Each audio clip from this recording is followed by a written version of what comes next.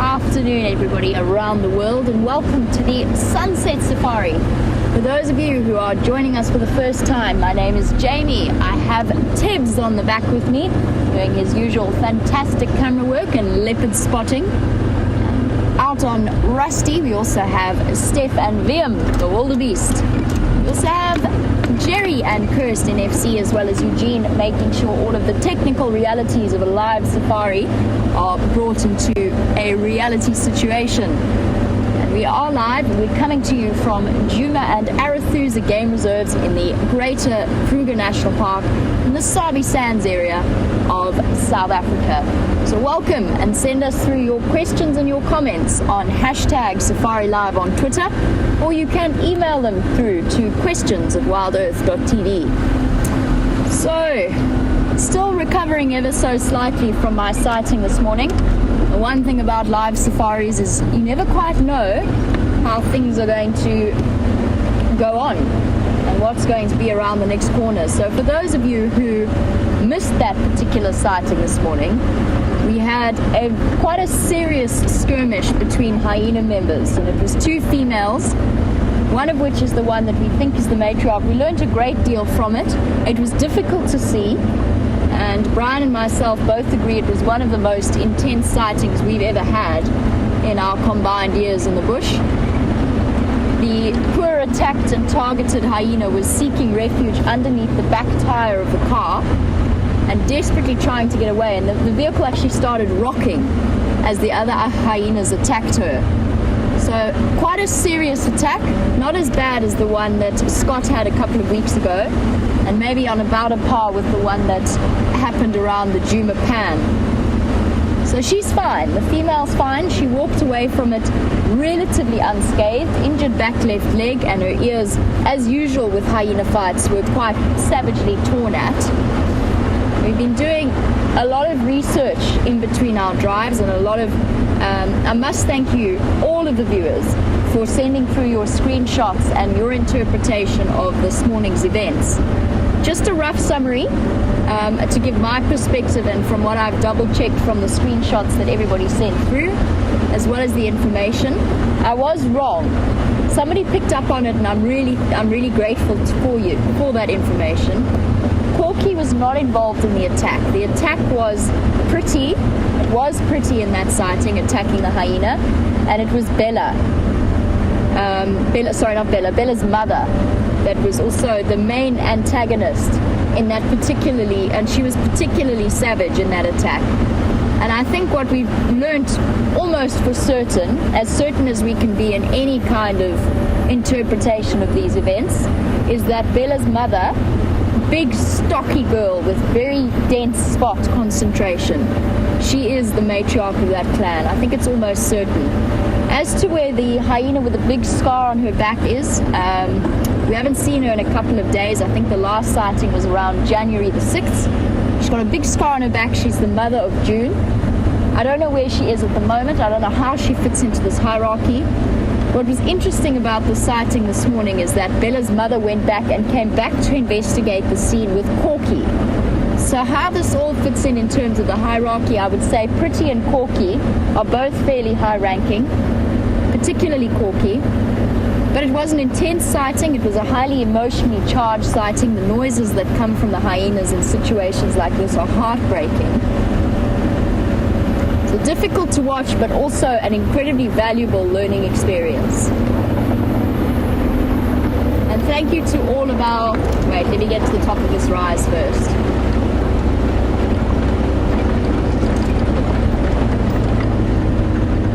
There you go. Thank you to all of our regular viewers who've been monitoring the situations at the dens and have actually sent through information that goes back to before I joined Safari Live. It's incredibly helpful to have your assistance in the matter and for pointing out the various aspects of the dynamics. This afternoon I plan on checking around Djuma for anything wonderful to show you, then we will head back to the hyena den to sort of get some finality into that particular sighting and just close it off for all of us who were involved in it. But yes, a big thank you to you all. We do really appreciate your input as well as our own interpretation of events, and we'll never know. It will be a mystery forever after as to what was happening in that particular sighting and why it was that female was attacked.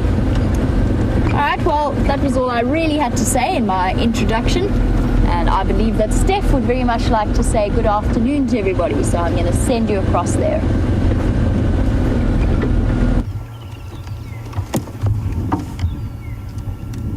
Good afternoon to the Sunset Safari with myself, Steph, and we found this massive herd of bachelor bull buffalo. Generally speaking, they are in groups of 4 or 5, and odd occasion we find them up to 10 or so. But here we've got at least, well, let me count them for you. We've got 7 on the one side, and then 1, 2, 3, 4, 5, 6, 7, 8, 9, 10 on the other. So 17 bull buffalo. And I'm battling to find a single small one out of all of these 17. Actual fact, the one that you're having a look, or the couple that you're having a look at over there on the far right hand side, are some of the biggest buffalo that I've seen here at Djuma in my time at Djuma. Just like, look how low this guy's horns are hanging. When he's got his head up, his horns, the droop of his horns almost comes to below his ears. Very sharp tip. You know, you'd think that these guys would be in their prime. And it's not that these bull buffalo don't mate with females, they just don't hang around with the herd anymore. So they're in the home range of the herd that they're part of. It's just that they don't like the hustle and bustle or the attention that the herds of buffalo, or the breeding herds of buffalo,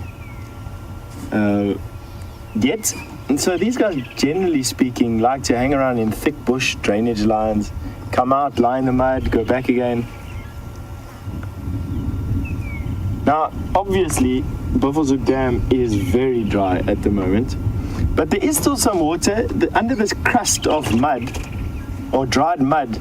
It's still very glutinous, and I'm looking at some puddles that I'm busy seeing that have gathered, and these are puddles not because of the rain, the recent rain. These are puddles that have come because buffalo have been stepping around in the mud. And I can tell you that this mud is busy, I don't know what it is, it's rotting, but the smell that is coming off of this mud at the moment and blowing into myself and VM's face is just something spectacular. It's making me want to cover my teeth with my lips and definitely not lick my lips clean. I'm wiping my teeth and my lips clean with my fingers.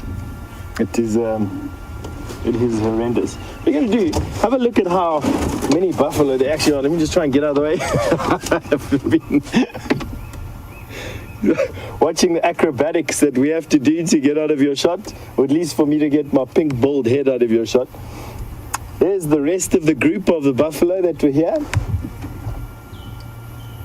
There's 1 or 2 giant buffalo in there. Huge bodies. You're looking at them weighing around about 800 kilograms. That's the weight of these buffalo, about 1,600 pound. Have a look at that buffalo second from the right. Those backward swept horns. You can just imagine what a formidable enemy these buffalo would be. And it's one of the reasons why lion prides in areas where buffalo occur actually have to teach themselves how to hunt buffalo. Hunting buffalo is not a natural thing for a lion pride to do. It's something that they have to learn, and they'll learn it in areas where there is a lot of buffalo, like there is here in the Sabi Sands. They make it look relatively easy. I mean, those Birmingham boys at a stage were pulling down 3 or 4 buffalo a night. I have no doubt, singularly as well, they were busy pulling down buffalo on their own, which is not uncommon. I've seen a male lion take down a male buffalo on his own, but it is a titanic battle. Look at the buffalo that VM's coming onto right now. You can see from all his bush thrashing, all the wood and things stuck in the crevasses in his horns, and how shiny the top of his head is.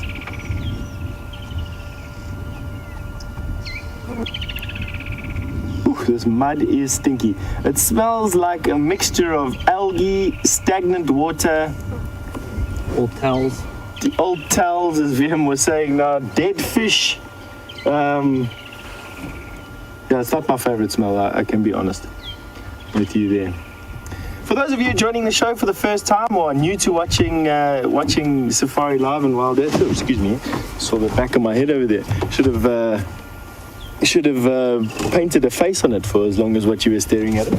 And this is Buffelshoek Dam. You're on camera with myself, Steph Winterboer, and VM is working the camera for us today.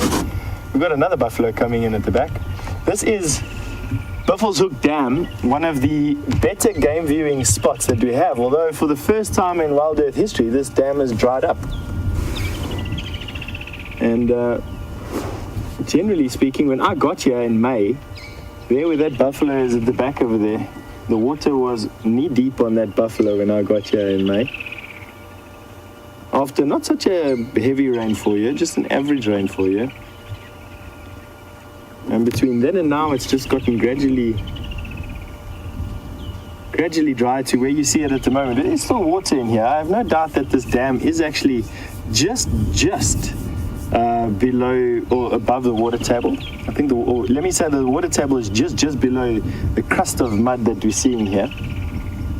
It's another massive buffalo, massive set of horns. Not quite as deeply curled as what some of these other boys are.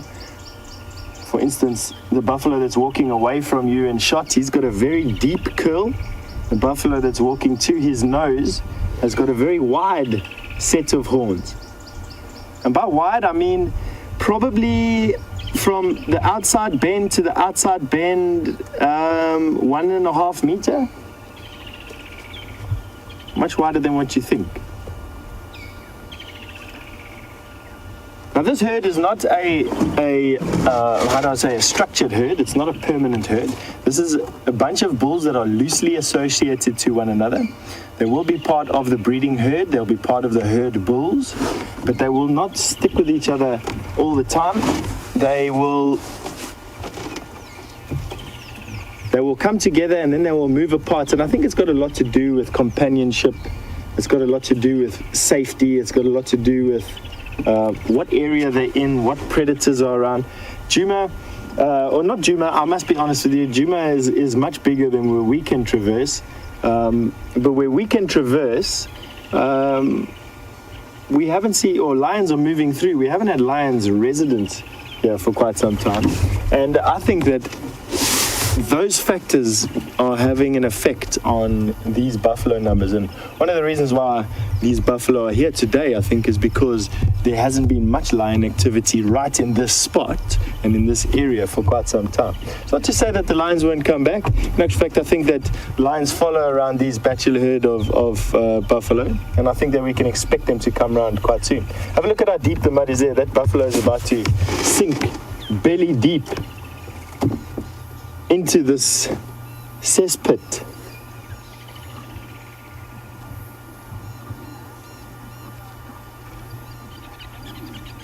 That'll give you an idea of how much mud is still below this crust.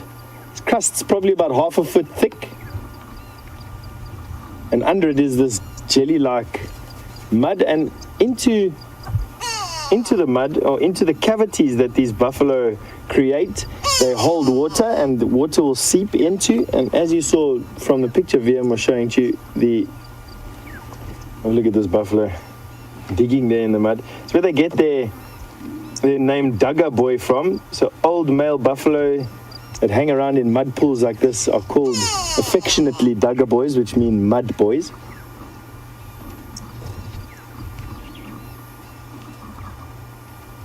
Look at how sharp his horns are. He really has looked after his horns. The older they get, obviously the blunter the horns get to some, and at a point they will even break off. Some of them can break off. These definitely look like they can carry on going for another couple of years. Now, they generally become solitary like this from anywhere from about 6 to 10 years old, and they'll live up to about 20 years. I think left untouched here with the lion that hunt the buffalo here, I don't think they live much beyond 10 years if you ask me. Yes, he's having a proper mud bath. Mud helped to cool him down.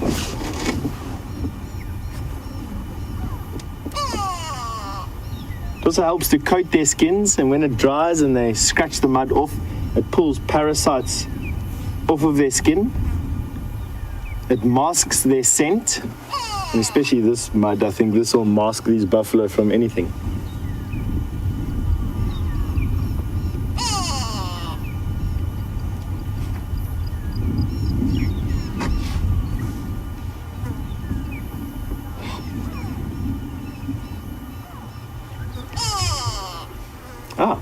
And Kirsten, all the way from Denmark, has remarked on the funny pattern that we see in the mud. It looks almost star-shaped. See, VM is pulling out there a little bit. You'll see that. That was literally the last pool was there at the confluence of all these white paths. And the white paths that you're seeing are where hippo moved in and out of the water. There were a couple of hippo that were in this dam the last couple of days before it dried up completely. There were a bunch of hippo, and that white mark signifies where those hippo paths were, and I'm sure that it's white because of either a different type of algae growing in that area. It's more than likely that. And that algae would grow on areas with a different chemical composition, and with it having a path where hippo used to move in and out, you're going to find the hippo urine and hippo dung there change the chemistry there, which is why you get that funny pathway there. So those pathways would have been where the hippo came in and went out of the water, and the confluence there where the big white mark is where they used to sit out the last few days here. This buffalo is waiting for the seep. He's now been here, he sucked it up in one hole, waited for the seep in another, and is now busy sucking up the water in the next one. See another buffalo off to the right hand side as well that's also sticking almost his entire face into the mud. What was that one?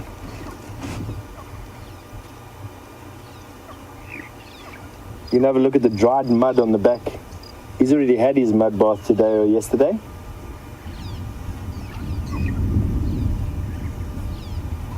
And he'll then go and find himself a scratching post at some point and scratch that mud off. Also coats their skin, incidentally, against all the biting flies that plague these poor guys. I think they have a worse time than even I do with flies. You see, when buffalo run away from lion and leave their flies behind, you don't understand. If you're driving your vehicle behind these buffalo through their clouds of flies, it overwhelms the senses. Buffalo's having a good time in the mud.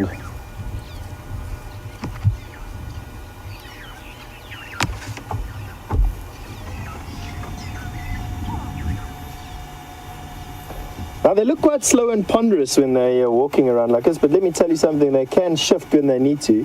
You're looking at a top speed of a buffalo at around about 55 kilometers an hour.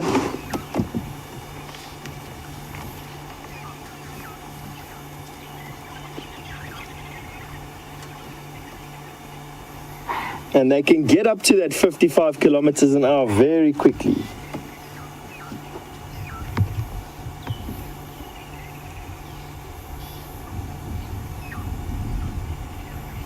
Just skirting the outside of the pan there. Gonna go and join the rest of his bachelor herd, probably in the deeper bush for the evening.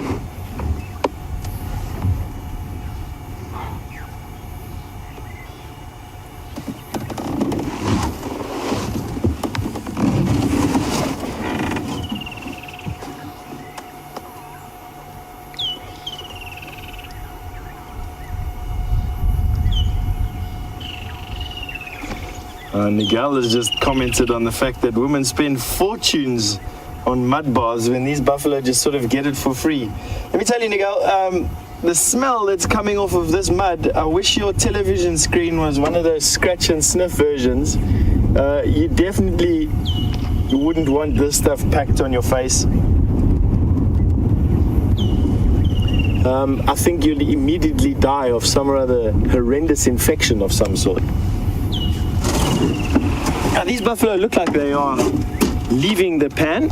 And what they'd usually go and do now is go and lie up. I've found that on bushwalk, we found the groups of buffalo, or tracks at least of groups of buffalo like this, on the crest of the hills. And on the crests of the hills in this particular area, you get these thickets of monkey oranges.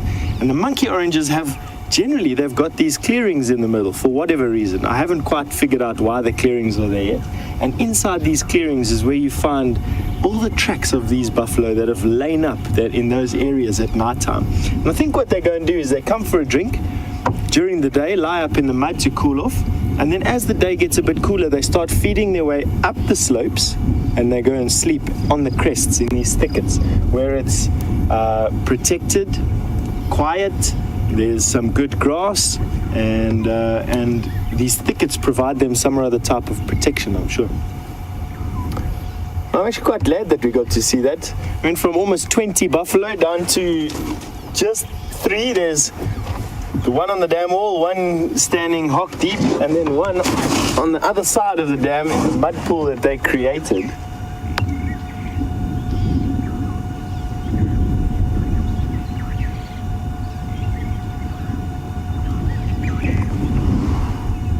He is just shiny with mud at the moment.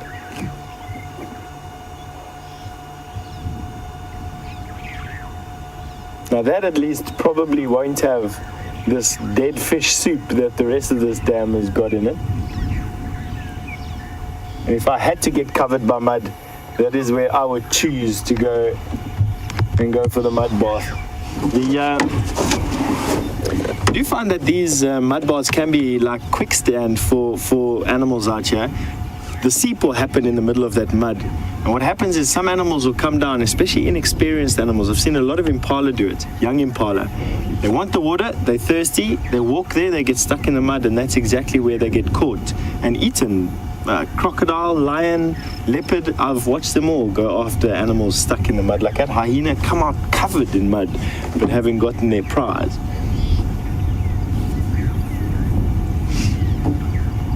Jamie's got some monkeys in a tree, and before they flee, you're off to her.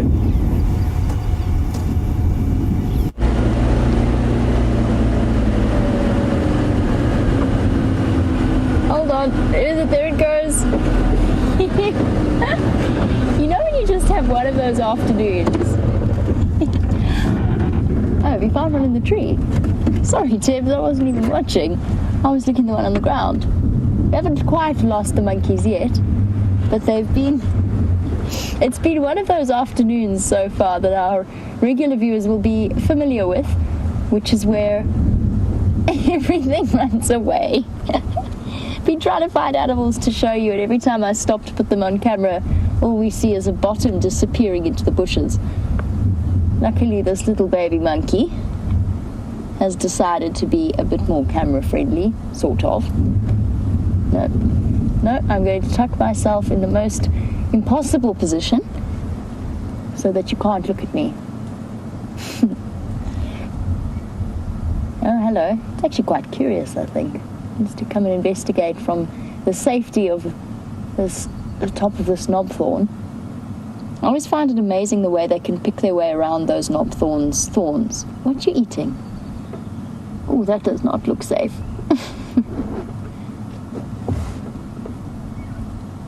It's all right, little monkey.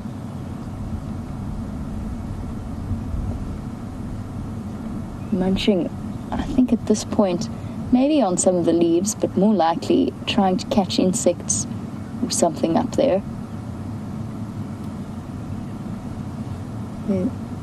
Not much in the way of fruit on a knobthorn tree, just thorns.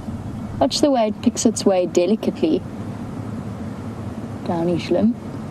I'm going to sit down here where you can't look at me.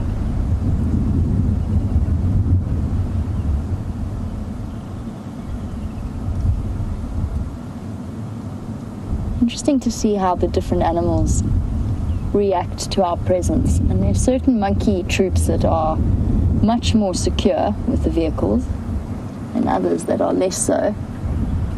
We're sitting on the eastern boundary of Djuma, and it appears as though this particular group isn't all that comfortable. And they are territorial in their own ways, these families of vervet monkeys. So you always have the same individuals in quite a similar area. Where's that other little one gone? Let me see if... I was going to say, let's see if it'll be more cooperative if I move, but it doesn't appear to want to be.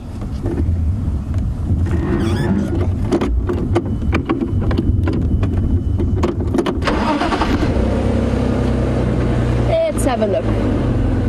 See if our monkeys will come out. Nothing wants to play ball this afternoon. I can see you. I can see you. Sitting up there, looking down on me.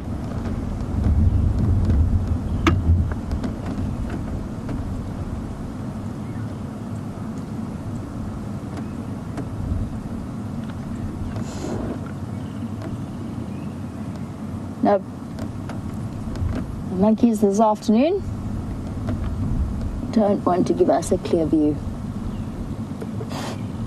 No, fly, go away. Stop trying to crawl up my nose. You guys hear that bird?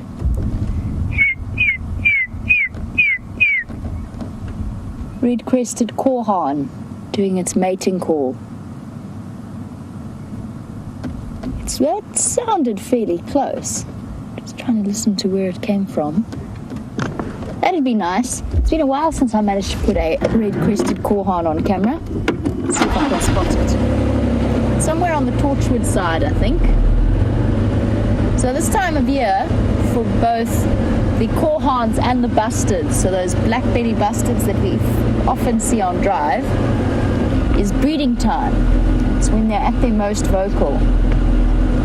I'm not sure about the other presenters, but I haven't managed to capture a korhaan's mating display on camera yet, which is where the bird flies up and then drops its wings and tumbles out of the air until right at the last moment it opens up its wings and flaps down to a rather ungraceful landing.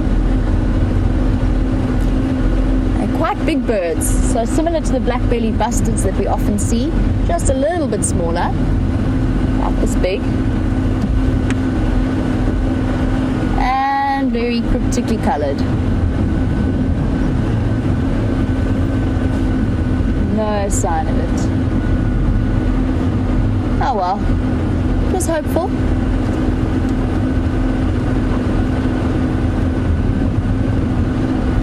And just an update, before we went live with the start of our sunset safari, I wanted to try and show you a unicorn.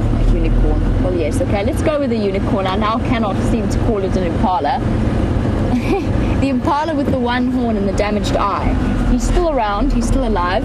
Liam and I, after long debates and discussions, have decided that he should be called Two-Face, also known as Harvey, for those of you who get the reference. Just because he's got the most incredible, on one side of his face, if his right side of his face is facing you, he looks completely normal. And then as soon as he turns his head, he's missing one horn, and he's got a very badly injured eye. But you'll be happy to know that he is looking fine, looking absolutely healthy, and in fact is exactly where I left him. Exactly the same place on that road as to where we last saw him with, I think it was with Liam, a couple of days ago. He's not moving around too much, but he had a company of the other young bachelors of the other impala. And he's looking good. That eye's healing up nicely. We tried to start off the sunset safari with him, but as is par for the course this afternoon, just before that happened, he wandered into the bush and disappeared.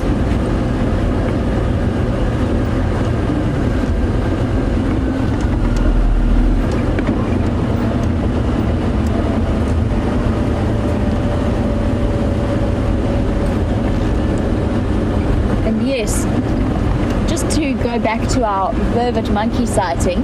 Country West, you wanted to know if vervet monkeys will raid nests. Yes, they will. They will raid birds' nests, especially at this time of year. Usually the smaller birds, and those birds themselves are not defenseless against their attacks. They will try and protect their brood. It's not as common as baboons. Baboons tend to raid nests fairly regularly, in my experience and from observation. I haven't often seen vervet monkeys do it, but they will do it. They will be perfectly capable of doing it. And as omnivores, they are fairly, what's the word? They're not hugely fussy about their diet. They'll try and eat whatever they come across. Are you two going to play along? Are you three going to play along? No.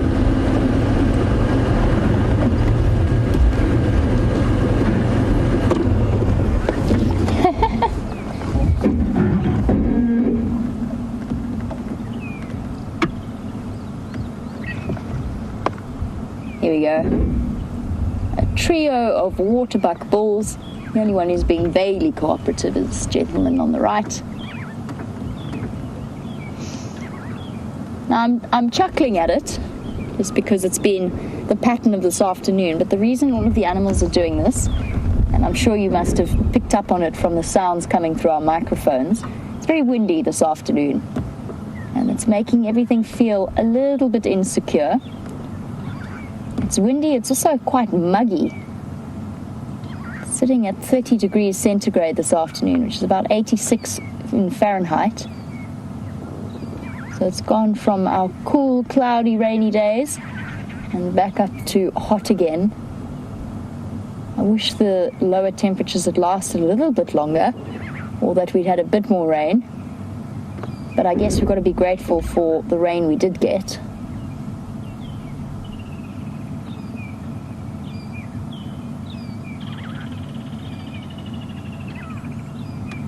And as my waterbuck very kindly wander off, I believe that Steph has a very large and tall gentleman to show you.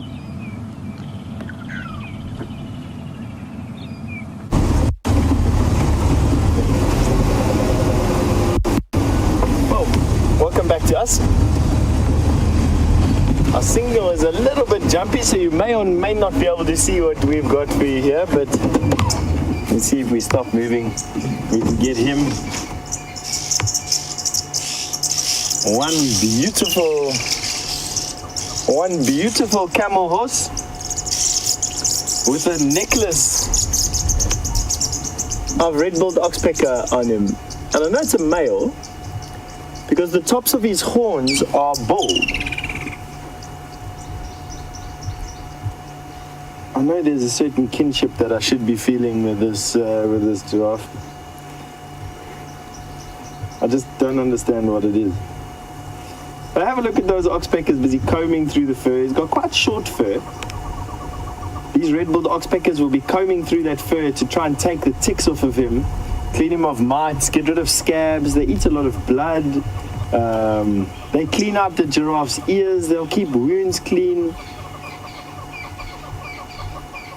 You see, very dexterous, and you can see they cover almost every inch, not letting a single morsel go to waste. They have these special combs on their beaks that allow them to effectively comb through the hair, and then they've also got quite a sharp hook at the end, which they will keep wounds open, picking away at dead flesh, keeping the blood supply flowing. He's in very, very good condition, this giraffe. You can see he's picking all the leaves off of that knobthorn, and I can't tell you how viciously hooked thorns that knobthorn has got. You cannot stick your finger close to that tree without getting hooked on one of those thorns, and this giraffe has just got his entire face in there. Not a care in the world. I've been lucky enough to feel the tongue and the lips and the cheeks of a giraffe, and it's absolutely not what you think. They are soft and velvety, very similar to a horse's. So I don't actually know how they don't get caught up, other than I think the skin will be very, very thick, very tough. Even though it's soft and velvety, I think it's quite difficult to break through. And that long nose with the mouth right at the end gives them the ability of sticking it way into the branches, keeping their eyes far away from pointy thorns. And then obviously the long neck allows them to feed at a height that other animals just can't match. The only animal that comes even close to them is an elephant. And elephants and giraffe reach about the same distance above the ground at about 5.5 meters. And then obviously elephants can push trees down, which makes it a bit easier for them to reach even higher. Just have a look at this guy. He is in fantastic condition. Generally, giraffe of this age and of this size have these bald patches of fur, scars from sarcoptic mange inflictions that they have from time to time. And he just doesn't. He's just... And that's Oxpecker taking his life in his hands, but not really. Have a look at that. Getting right in there. You'll notice all those little round grape-like things under the tail, those are ticks.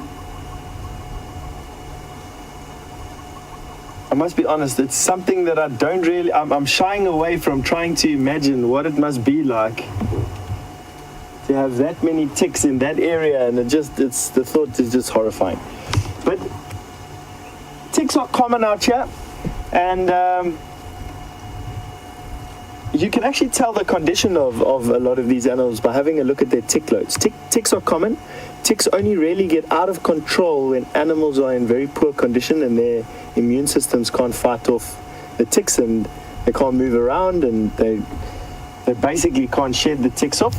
Ticks generally are only collect in these areas, these very special areas, underneath the tail, underneath the armpits,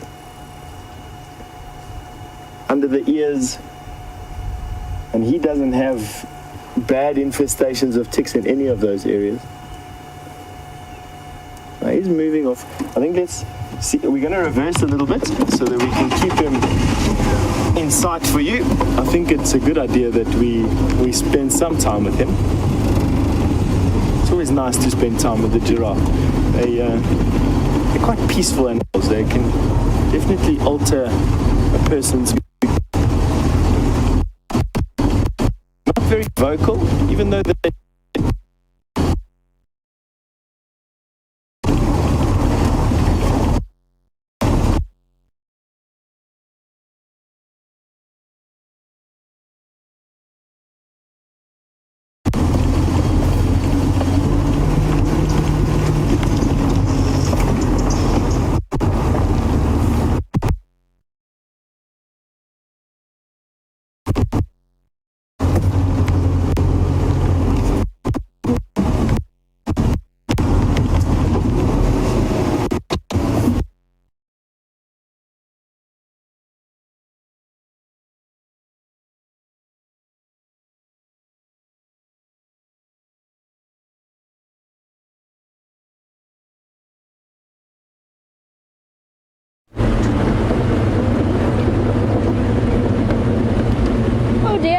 we appear to have lost Steph. I think his signal in Rusty just dropped, but never fear, I'm sure he'll be back up and running very shortly. And you caught me at a moment just as I was trying to get an eyelash out of my eye. So hold on one moment. I'm going to continue to try and do that and drive at the same time and figure out where those hornbills are calling from. Ouch. The eyelash. I just broke my eye out. I'm back on Central Road, and I thought I'd just do a quick double check and see if I could figure out where those kudu are that we've been following over the last few days, see if there have been any changes there. But also I'm always in this particular area. Oh, hello Steph. We'll see who finds them first.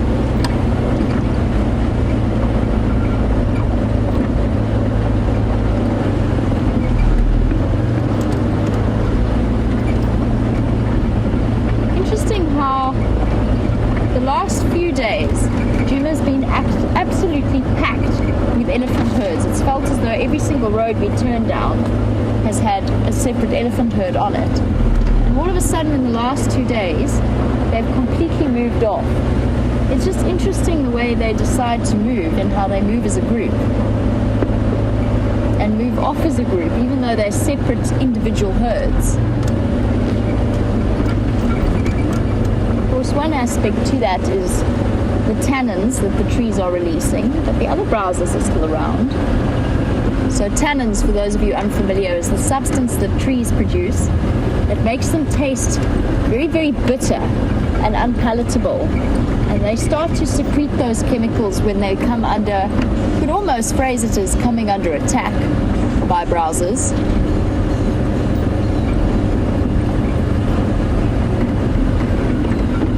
Sticklers are shouting at something.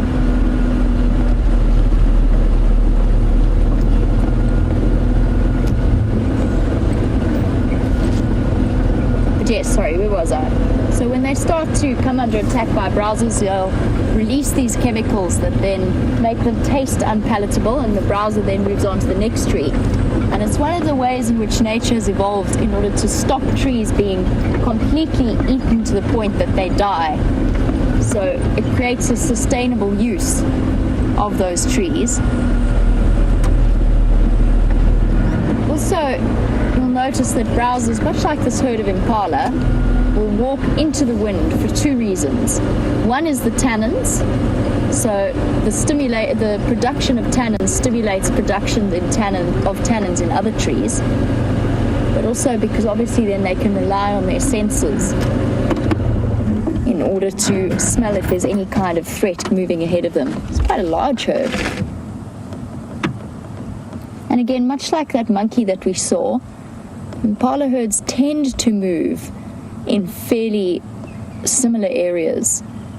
I think this is the herd that we've encountered resting at Vulture's Nest before.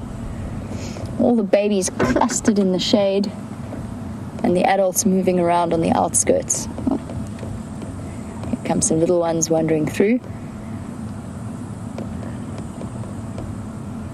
And still, even given their size, still bleating to mom occasionally. It's the noisiest, or the second noisiest, you'll ever find an impala herd. Look at them all wandering down the road.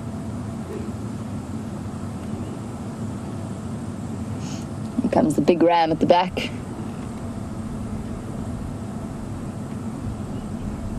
Keeping order.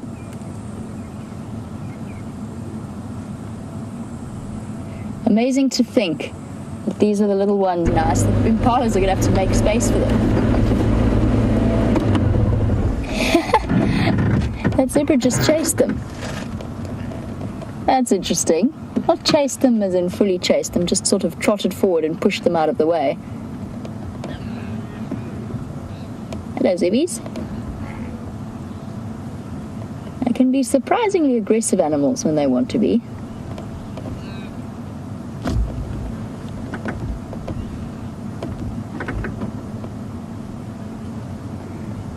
There you go. Nice opportunity to view the sizes of the two animals and get a little bit of a perspective and a sense of scale. Zebra's keeping a close eye on us.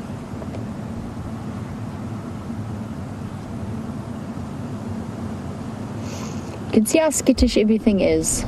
It's this wind. They know what we are, but they're not quite certain how they feel about it. And the stallion was the one who pushed forward there and kept an eye on us. Yep. Off they go.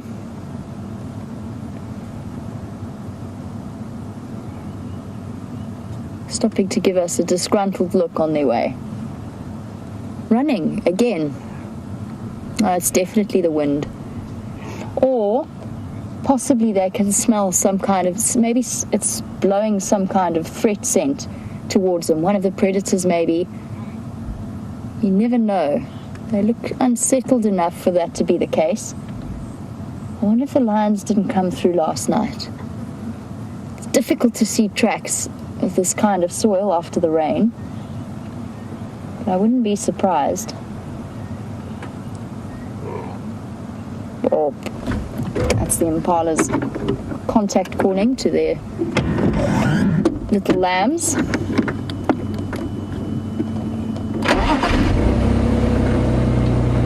Lots of impala. I would say that there's easily 50 of them in this particular herd, all dotted about in this thick drainage line vegetation.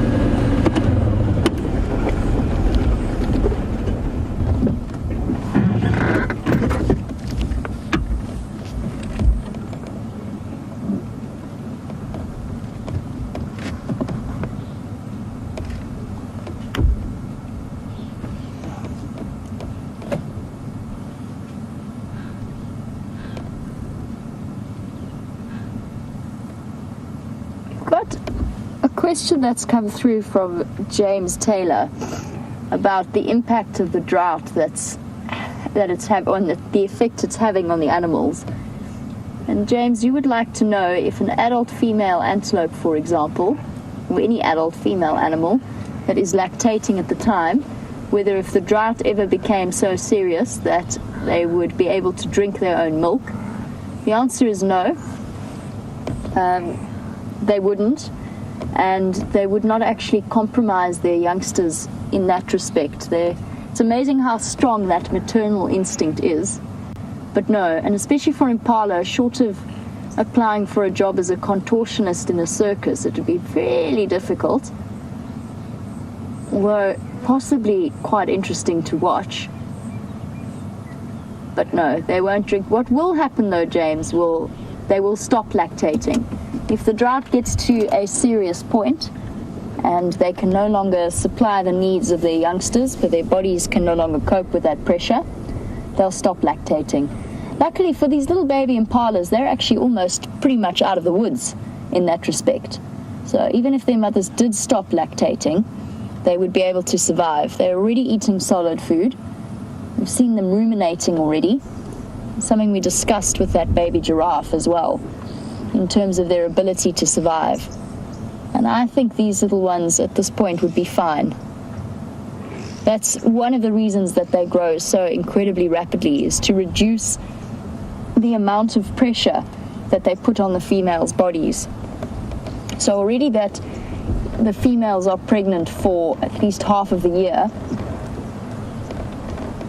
in producing these little lambs, and then they've still got to lactate for another month or for another extended period after that. So although these lambs are still drinking milk, if the environmental conditions get too stressful, then they will be able to stop lactating, and their babies will survive.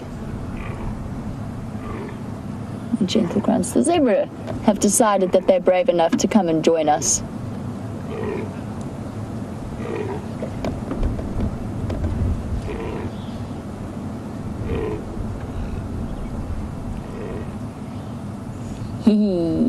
Barbara's asked a wonderful question, one that I'm going to enjoy answering. Barbara is watching in Potchefstroom in South Africa. Barbara, you were saying that it must be impossible to count impala, and how do you count them in terms of getting a bit of an estimate for reserve populations? You see that female calling there, the one that's just crossed the road. She's the one grunting like that. Barbara, there's a couple of methods. The most accurate and the most time-consuming in its own way, and certainly expensive, is to do helicopter counts. And there really are people who are absolutely brilliant at counting impala and things like that from the air. I've watched people do game counts from helicopters and actually even determine the sexes of the zebras they're looking at, which I have to tell you is no mean feat. Oh, a little bit of aggression there from those zebra. Not an easy job to do when you're looking at the animal from above. Those of you familiar with our drone shots will understand what I mean when I say that. Now imagine doing that from far higher. Ears back on that zebra. They're very unsettled about something. So Barbara, that's the most accurate way. You can actually take pictures of the larger herds and then count them from those, although that is very time consuming. And what I used to do in the research facility I used to work in was we did what was known as set routes. So you pick a sort of a cross section. You have different routes of the same length, of a known length, and you know roughly the area that you can see, and you drive one of those a week, and you count every single impala that you see, and you plug it into a mathematical formula, which I'm not going to go into great detail about and during this drive, but you plug it into a mathematical formula that allows to sort of roughly estimate the impala population that you have on a reserve. That's time consuming because you have to do it every week, but it does mean that you can actually change that formula in order to get population totals, for example, over summer, over winter, and it's a much sort of cheaper way of monitoring almost constantly. But it's a system that only really works in a smaller area or in a closed system, which is what I was in at the time. So I was on a 25,000 hectare reserve. This Greater Kruger area is close to 3 million. A huge difference in size. But there are game count formulas and different methods that you can utilize to guess, roughly estimate how many impala there are. And once you get an accurate total, interestingly enough, there are really accurate averages as to how many or how the population increases each year. All coming dashing across the road. These zebra are behaving very strangely. Something's upset them. It could even be an encounter with a rival stallion that's got them as unsettled as they are, because the impala are not behaving in the same way. Impala behavior is fairly normal. Maybe they had a bit of an internal skirmish like the hyenas this morning. It does happen with zebra herds. Doesn't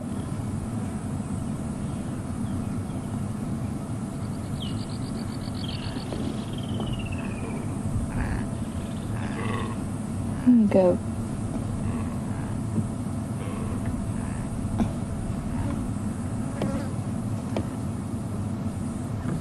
Gilly, really good observation. You note your question came through just as I noticed that zebra that was standing at the back. Wait, come back here. Look at his tail quickly before he disappears off to the left. Don't wander away. We want to talk about your funny tail.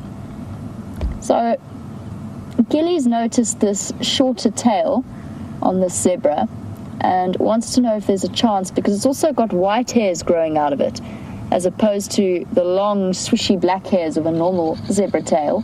And Gilly wants to know if there's a chance that it's been bitten off and then grown like that as an adaptation. Yes, I think that's exactly what's happened. Gilly, I don't think it's a birth defect. I think something happened where it was bitten. We've spoken a lot about that, and Gilly, as one of our regular viewers, will be familiar. But for new viewers, zebra can be incredibly aggressive to each other. And quite often you see them with missing tails. And most people assume, when they first see that that's come from some lucky escape from something like a predator, a lion or a hyena, something along those lines. Yes, there you can see the normal tail of a zebra. But in actual fact, most of those injuries are caused by bites from other zebra. They've got incredibly powerful jaws and very sharp incisors. It goes wandering off. And I think, Gilly, that is that individual with the shortened tail and the white hairs growing out of it. I think that is what's happened. It's healed in a way that it will never grow back. What often happens is those bites crack the bones, the vertebra of the tail, and it gets to the point where bacterial infection actually means that the tips of the tails just drop off. And sometimes you see zebras without a tail at all, just a tiny, tiny stump. Let's see if I can get you another view of them, but as I said, they're behaving very skittishly. Which is a little bit too dense. Excuse me, Impala, have you seen any kudu hiding anywhere? I wonder. Oh, zebras are going to be a bit tricky. Oh, there it goes.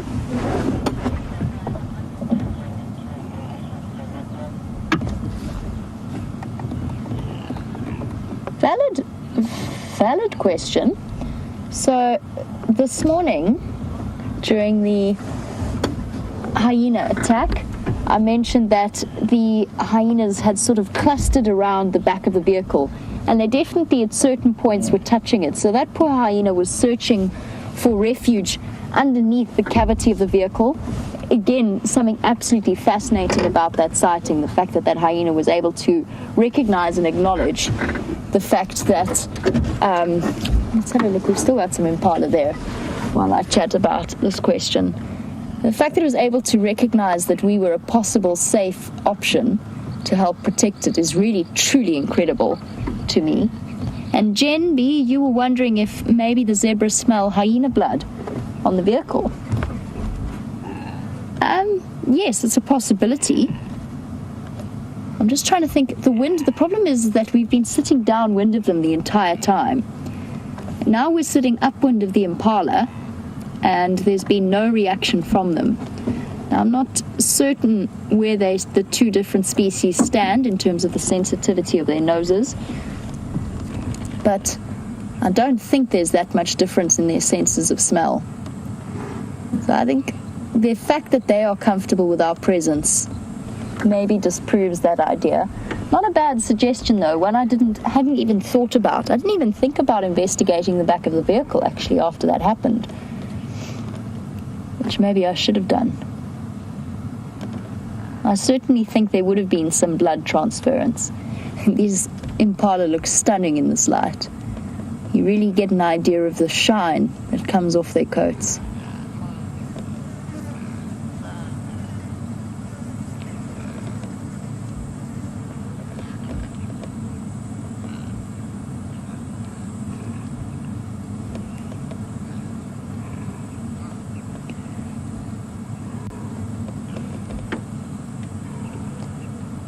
And as our little impala wander off, Barbara, with pleasure, I will explain to you the difference between male and female zebras. So Barbara's heard that their stripes determine whether it's a male or female, the stripe that runs between their bottoms, but you can't remember which way around it is. So the way I was taught to remember it is that male zebras wear G-strings or thongs, so the stripe is very thin between the cheeks of their bottoms in a somewhat unexpected way, and the female's stripe is much thicker and darker. Barbara, when I next see a zebra herd at some point this afternoon, which should happen, I'll try and stop, or maybe we can ask Steph if he sees them to give you a clearer demonstration, because it's actually not always that easy to see. Biologically, if you're wondering, it might make it easier for you to remember. The reason that the females have a thicker, darker stripe is actually because it's part of the genitals and it maintains that dark stripe. It's usually very, very difficult to see with zebra. Their testicles are particularly sort of tucked away and hidden, and you don't always see the penis. So that's the best way to have a look at the different gender between male and female. You can also see it in the behavior to an extent. So the male will always be or almost always walk at the back of the herd. The female's ahead of him, so he takes that to protect the sort of the rear of the herd. That's his role as the strongest. He's also the most protective of the group. He'll usually put himself between his herd and any kind of a threat around it. That's another way that if you're sort of really struggling to see in the bushes, you might be able to guess at what his gender is. But our animals have moved off into the drainage lines and into the thick and dense vegetation around us. So we shall continue on our quest for interesting things to show you.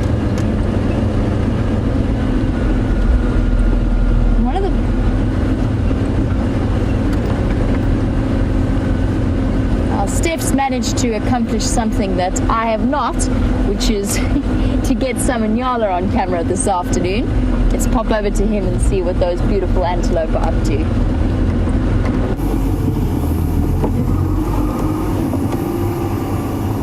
I promise you there's something alive behind that bush. It's a full-grown, in his prime, male Nyala. He's looking very beautiful. I'm just going to reposition a little bit so that I can show you why I say that he's in his prime.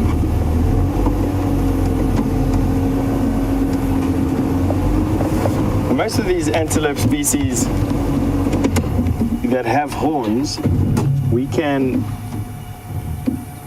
see if they're in their prime or not by looking at the tips of their horns, the last inch. Have a look at the last inch of his horns where the white was. You saw there briefly when he stuck his head up that the two horn points are parallel to one another. There we go.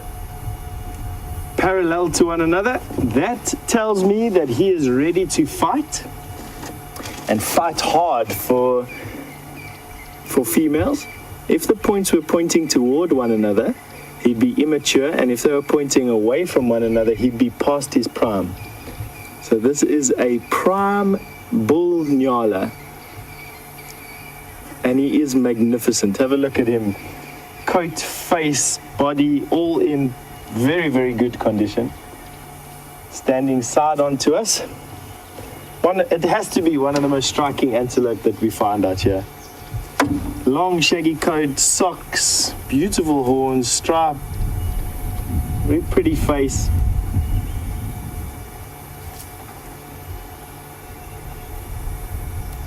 Once again, the ivory gleaming off the top of his horns as he's feeding there, catching my eye every time. Obviously a browser.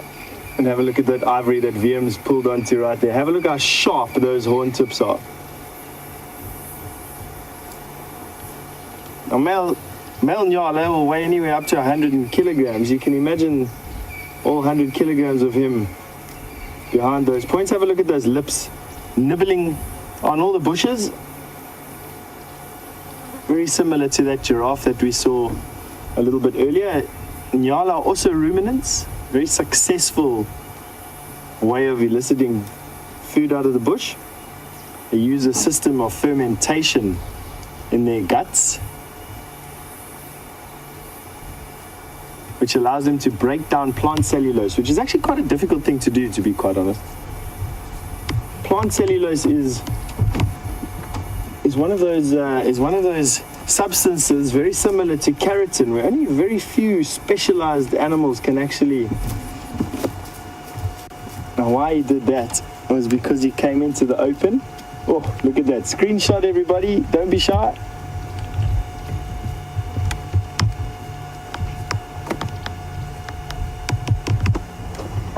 That was beautiful.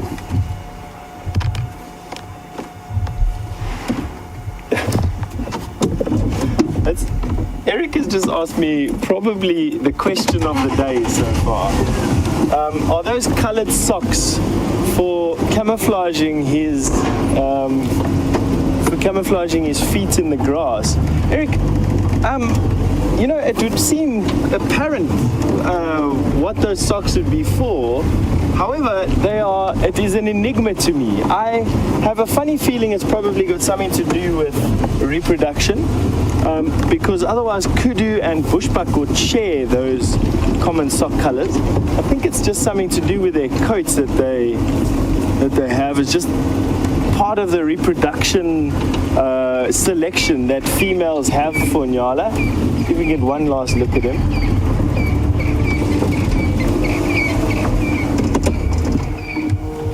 And that females just find Nyala with socks on sexier than males that didn't have socks on at some point, and now the Nyala is now obviously have moved away down into some thick bush. Quite common for them to be in thick bush. There's an airplane there. That is now a bird that you don't see so common over Djuma, especially not this time of the day.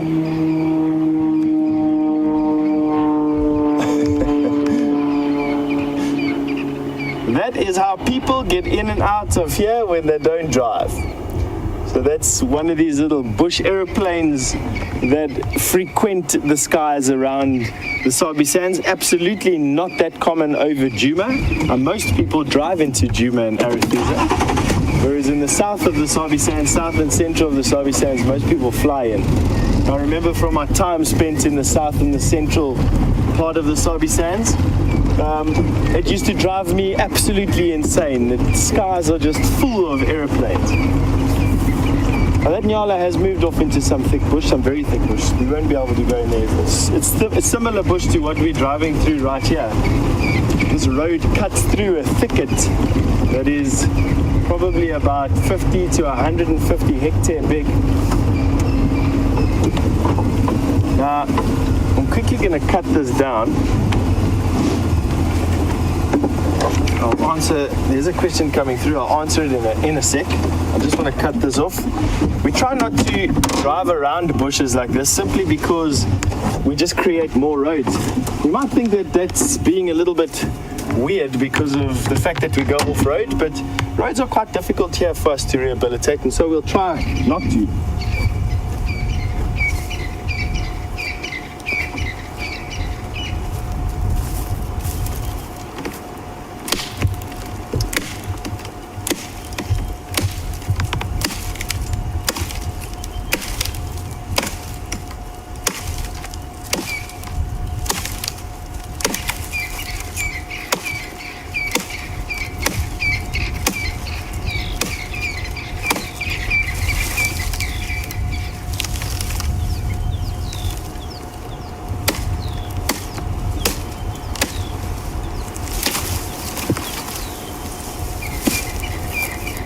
There we go. As easy as that, and it gave me a bit of exercise in the process.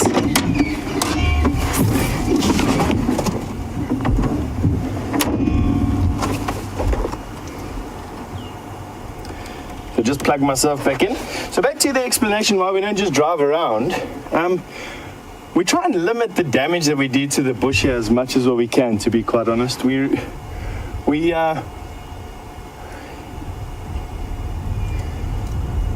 Jamie's got that pregnant kudu. We'll tell you a bit more about it in a bit.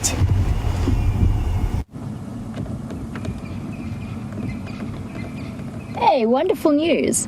We have found the kudu that I was looking for.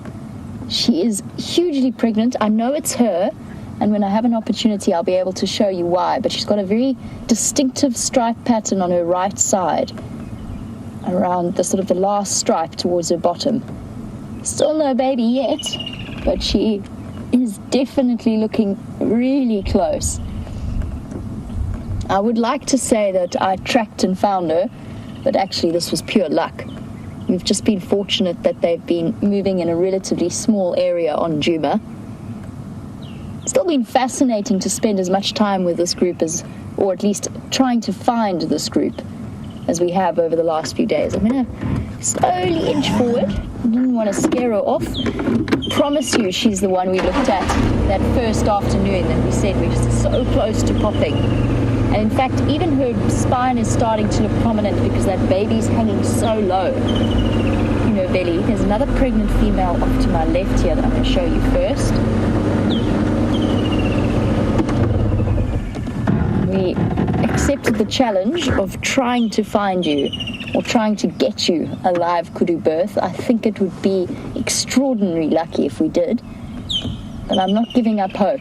I'm going to keep trying to follow these kudu until we see some youngsters wandering around with them. There's about 3 really pregnant cows. You can see this one's also bulging, and they're starting to swell. Their nipples are also swollen. If she would kindly oblige me. I don't think she's going to, though. Hey, big girls. Looking a little bit ungainly for a kudu. They're beautiful, slender shapes. Looking a little bit distorted. And if you look really closely at whenever we stop at these pregnant females, you might even start to see the angles of the baby's joints sticking out. Don't see any on this female, but it's difficult in this light. One of my favorite times of year to be out in the bush, just because you get to see magical moments like this. I was going to tell you, oh yes, I remember now, for new viewers. So this is something I learned on the live safaris through a bit of research of my own. We know that little antelope babies are born ready to run straight away. And one of the viewers sent through a question a couple of months ago now, to ask how it is that those sharp little hooves don't do any damage to the female. So her fetus that she's carrying will have what's known as a deciduous hoof capsule. a soft, mushy layer that surrounds the hoof in utero so that they don't injure the female in any way. And as soon as they're born, those capsules start to wear away as soon as that baby takes its first steps. And of course, we know now from chatting about it regularly, the best time to witness a kudu birth or any kind of antelope birth is first thing in the morning. We witnessed that unbelievable moment where we saw the live wildebeest birth. Here's the little male that's part of this group. It's another reason why I know we're with the right group of kudu. He's quite distinctive with his tiny little horns poking up.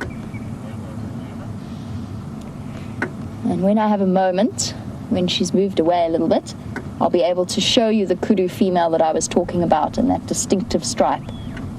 But I promise you it's the same group. This time I know for certain.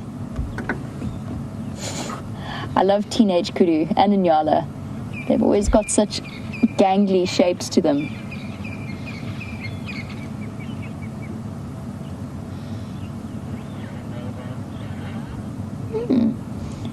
So we spoke a bit about the absence of elephants over the last 2 days or so, but we were surrounded by them a couple of days before that. And Pamela, you were wondering if there's competition between the elephants and the rest of the plant eaters or the rest of the herbivores. Elephants do occasionally chase them, but I'm not sure that's a competition thing. I think that they get irritable and they decide that they don't want little objects wandering around in their peripheral vision. So I've seen elephants chase impala before.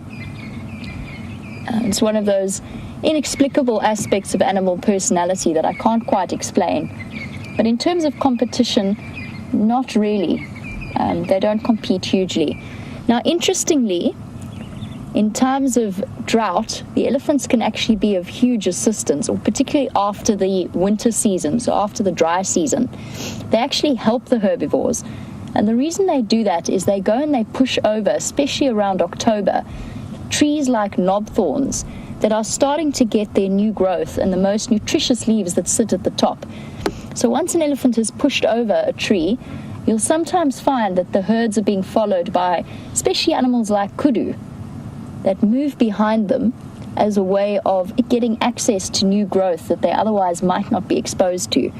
Now, we keep chatting a bit about the drought, and I know sometimes for new viewers it might look a little bit strange because the trees look so green.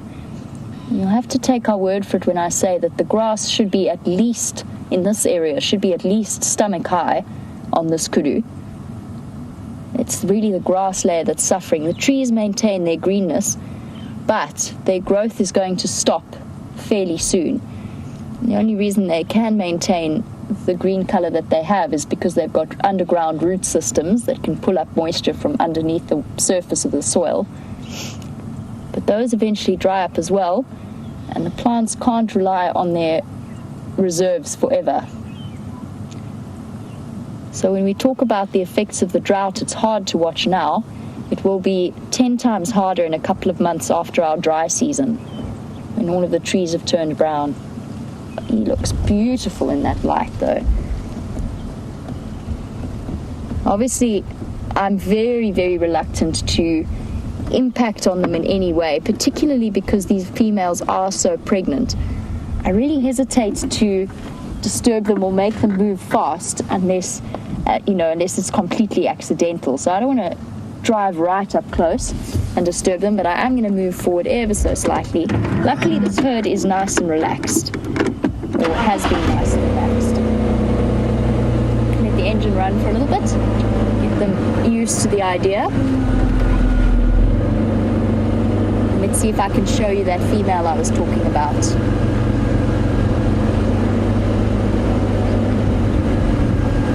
So Pamela, the leaves start to change color around April or so. Will be when we really start to see the change. But the growth season stops in February, so it ends in February. The trees no longer really grow in any way. The grass doesn't grow much. So that's roughly when you can expect the change to happen, April, May. is when the bush starts to go quite brown. Actually going to stop here. It's a little bit tricky too. I want to scare her. Oh, I didn't see you. Hello, boy. But they are nice and relaxed. You can see we're not impacting on their behavior. They're still feeding.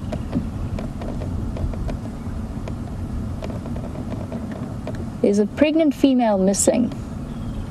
Not missing, but I haven't seen her.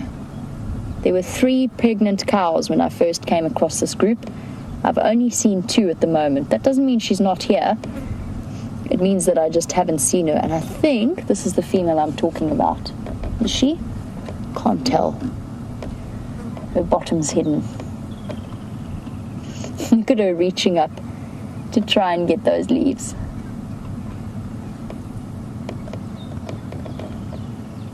Very nimble lips to work around the thorns and the spines of the trees out here.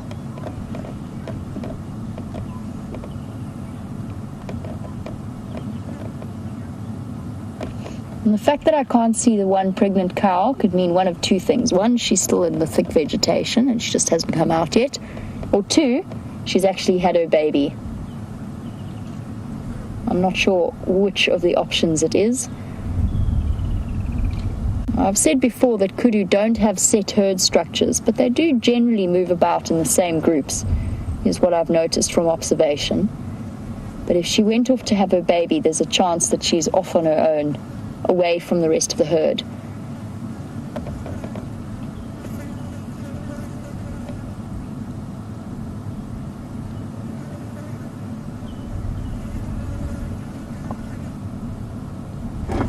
Nibbling away.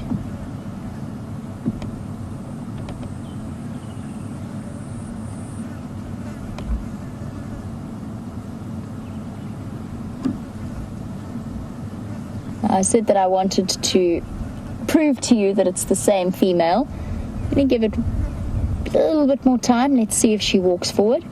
If it is her. Otherwise, she's moved off to the left, but I promise I did see her. Let's just see if she's going to be obliging.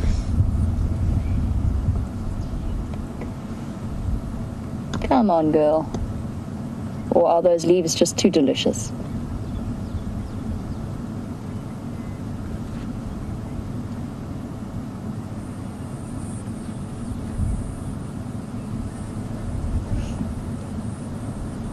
Here we go. Oh, no, still munching there. Is that going to be the last? Yep, there we go. Is she going to move? Oh, wrong kudu. I wasn't sure which female it was. Desperately trying to get you a view. I promise I saw her when I came in. She is there. She must be the kudu that moved off to the left. Okay, well, you get the idea. We're back with our kudu again. There may or may not have been a birth. We'll have to wait and find out.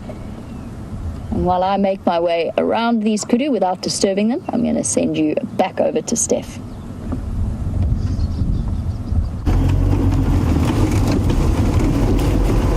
I'm glad that you got to see that female kudu with Jamie. She absolutely obviously hasn't given birth yet, which is nice, but we'll keep on. I'm sure Jamie is very excited about seeing what happens to that baby, and I actually hope that she can share it with you. Now, I was in the process of telling you why we chopped that branch down, and basically we just don't want to create too many paths here around different areas. We will create additional roads to hyena dens, as we have done to that hyena den, and we also create additional roads to things like static kills, large kills, where we use one path in and one path out, and then when the kill moves on or when the den closes down, we'll go and rehabilitate that area. And we do that by brush packing the old paths with elephant damaged branches in an effort for grass to come up there again. So you don't have these unsightly paths all through the bush. And you can actually see in places like this the benefit of that is that this road basically is the only sign of us being here in the bush. For the rest, the paths between the bushes are all overgrown and regrown again, even in a dry time like this is. And so I quite like it. I quite like the feeling it generates is that you're the first person down the road. The first person to drive through this bush, when that is absolutely not the case. The Sabi Sand has been going for close on 60 years already, and there's been many different things in its lifetime. That is a big male waterbuck. Now, for those of you who are watching a little bit earlier, and especially when we were talking about the Nyala, I was talking about horn points. Have a look at the tips, the last inch of the horn. You'll notice that they are pointing towards one another. This is an immature bull, even though he looks big. So he would not be ready for mating just yet. Immature bull waterbuck, weighing in at about 220 kilogram, now 400 pound for a big one. Big.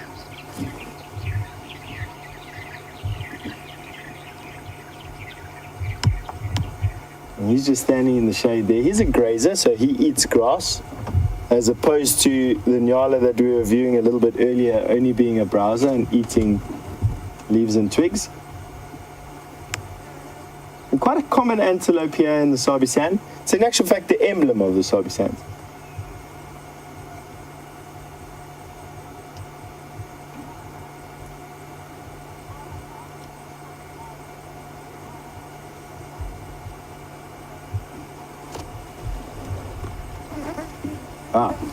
And Pamela might have heard me referring to the top of the Nyala horns, of the white tips of the horns, as being ivory.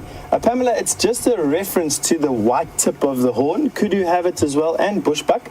It's a common trait amongst the Tragelaphine antelope, the kudu, bushbuck, Nyala, bongo, and Sitatunga. But it is not ivory. It's not made of enamel. That is what ivory is made of.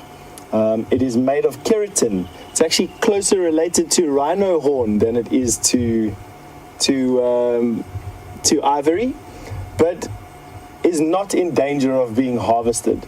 There's a misconception that rhino horn has these magical properties. It absolutely doesn't. If you want to know what rhino horn does for you, cut your fingernails and swallow them and see what effect it has on you. That's basically what rhino horn does for you.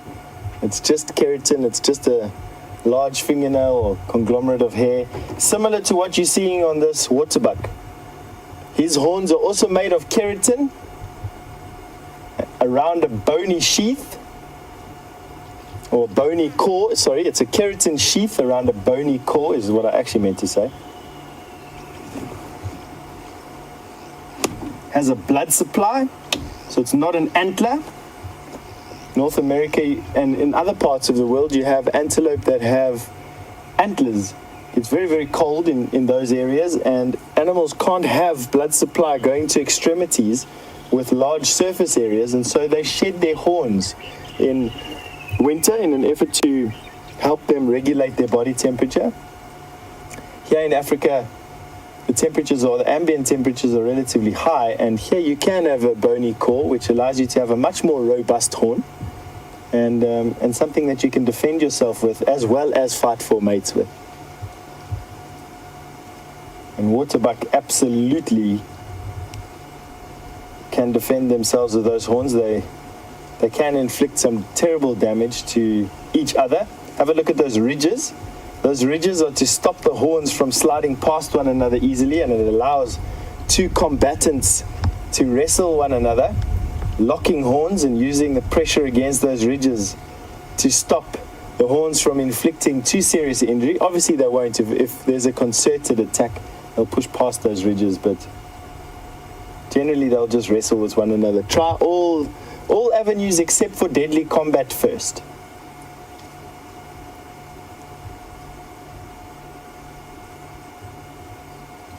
Now, for a long time, people have thought that you couldn't eat waterbuck, or that lion didn't like waterbuck because they've got a funny smell, they've got a funny taste. And while that is true, lions absolutely eat waterbuck, but what they do is they've got a lot of subcutaneous glands in their skin. It helps with a type of waterproofing. Waterbuck, as their name implies, are not shy of jumping into water to get away from predators. And to help them shed water off of their fur or away from their skin, their skin produces a lot of glands, or sebaceous glands, and that oily secretion that comes out of these glands actually has quite a rank smell. And if you were to skin a waterbuck, for instance, and squeeze these glands and their oily secretion there onto your hands and then touch the meat without washing, even if you washed it, it's quite a water-resistant oil, the meat would be tainted by this gland. I myself haven't tasted waterbuck.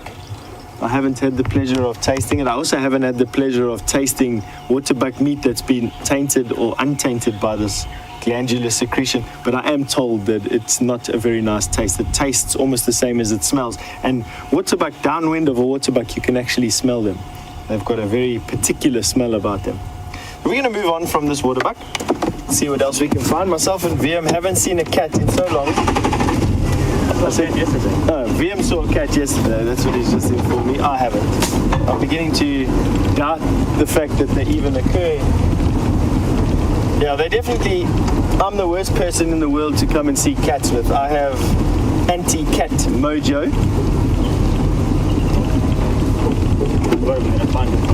I get very sidetracked by insects and birds and bizarre plants. I don't do nearly enough kilometers to warrant finding a cat. I leave that up to sportsmen like Brinkley or Smith, who take it as a personal affront if he hasn't seen a cat, or at least had a part in finding a cat in a 24-hour period. Before a bird flies away, Jamie wants to show you. We'll go to her.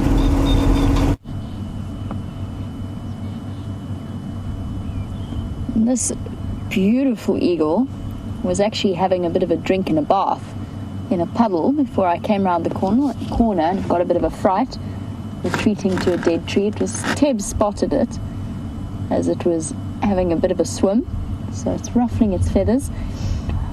Really difficult for me to tell you. I would suspect it is a tawny eagle, just looking at the body posture and the shape and size of it.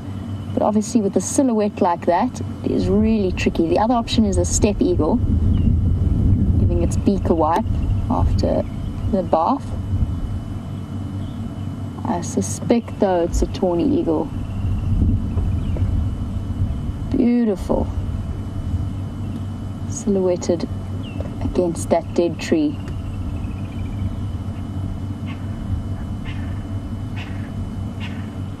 And I guess we don't always think about the impact that the drought has on the big birds of prey. It must be nice to go and cool off in the pool, so to speak. Now having a really sensible preen. And all the bird species, from big to small, are fastidious about their hygiene. Their feathers are always kept neat, clean, and in place. And that's essential because their feathers are their livelihood. It's how they fly. So it's really, really important they stop them from getting coated in anything from mud to sand to parasites. So a quick bath can often be very helpful. It's also a really good way to cool down. And what we've noticed over the last few weeks is that the swimming pool at the house that I live in, the kingfishers come by every single day to come and have a bath. And it's not necessary. At first I thought they were dipping down to pull insects out of the pool, but in fact it's not that at all. They're dipping in to cool down. So birds don't just pant, they also swim to cool down.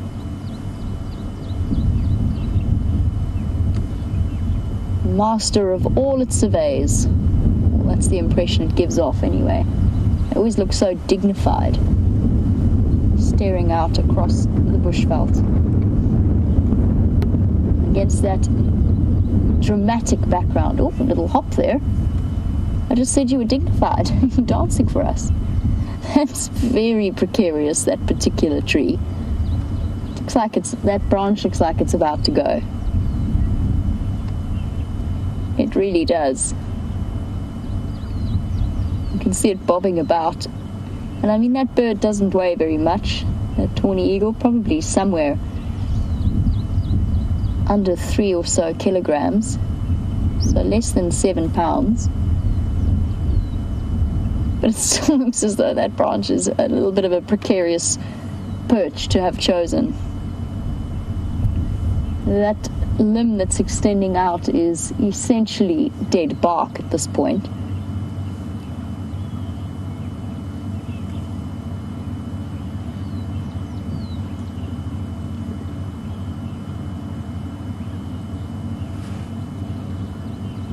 Never seen an eagle fall out of a tree before. Wow, look at that dramatic sky.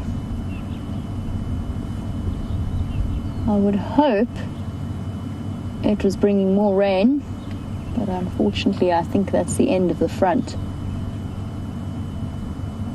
Maybe I'm wrong. I hope I'm wrong. Look at that view.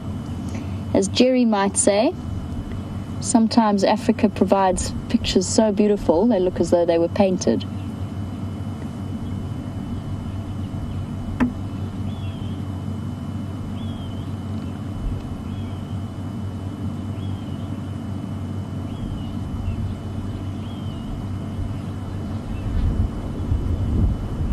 Stunning. I was hoping that if I sat here nice and still and peaceful, our beautiful tawny eagle might decide to come and resume its bath, but I think that it's decided that it would rather wait until we depart.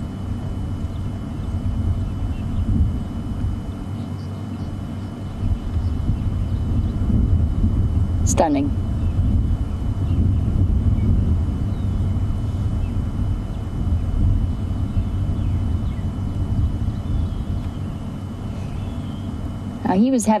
This eagle was having a bath in a natural mud puddle. It's not a puddle, it's a puddle.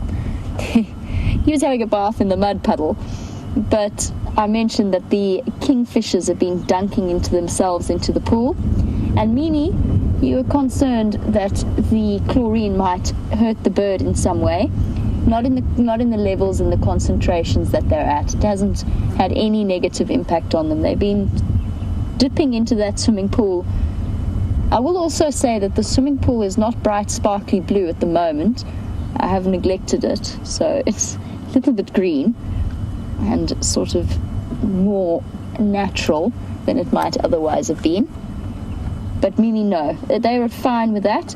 And I also think that their senses of smell are strong enough that even if there was to be a dangerous concentration of chlorine, they would actually smell that and avoid it. So their sense of survival is actually fairly strong. I don't think they would dunk themselves in water that was going to do them any kind of harm. And I can assure you that the frogs that I pull out on a regular basis are also unharmed from their experience.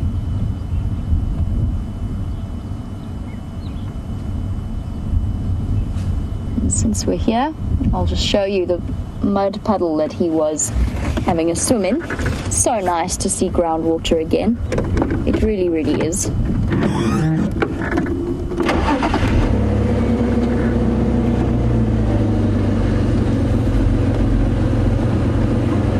You know what he might also have been doing, although I think it's unlikely. I'm pretty sure he was swimming, just by the way he was ruffling his feathers afterwards. He might have been after terrapins in the puddle. But I do think that's unlikely. Terrapins are not really all that favored by predators unless they absolutely have to, just because they exude such smelly substances. But that's where he was having a swim.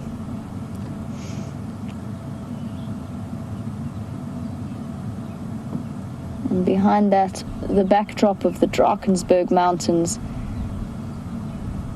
And the end, I hope I'm wrong, but I think the end of that weather front that brought us the much needed rain. And those mountains keep on catching the rain in clouds and keeping them there. The end point of 1,000 kilometers worth of mountain range, the Drakensberg Mountains, the mountains of the dragon.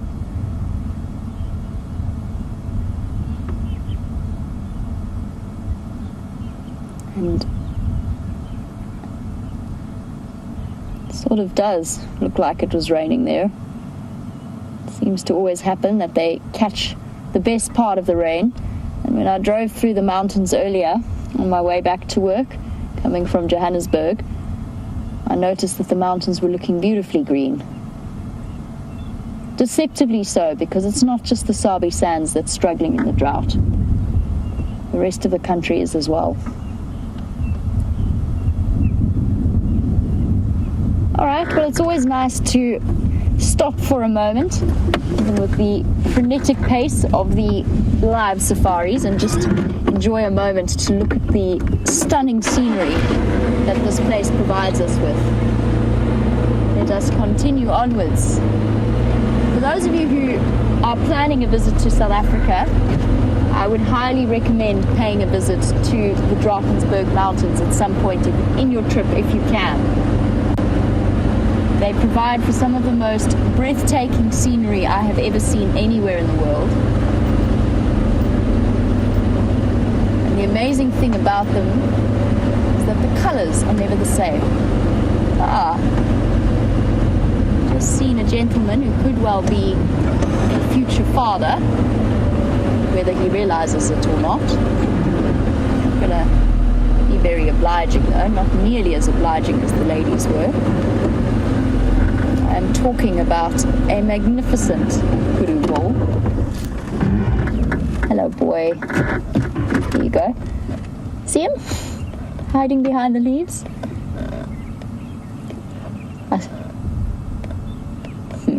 Yeah, look at him. We know this gentleman. We've seen him before. Tightly coiled horns. And somehow beautifully clear white stripes. Look at him ducking his head back to move through the dense vegetation. Stately. I said that he was probably a future father. That's complete guesswork on my part. I have absolutely no idea. Might be able to get you a peer review if he decides to cooperate.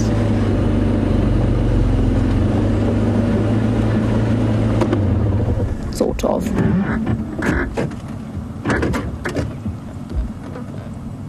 But that being said, a male of this size would be the sort of kudu bull that would have mating opportunities out here. He's one of the largest kudu bulls that we see on Djuma, along with the famous Zeus. Disappearing off with what can only be described as absolute dignity, and certainly far more grace than I've ever achieved walking through the bush. I usually stumble my way over termite mounds. He stepped over it without even looking.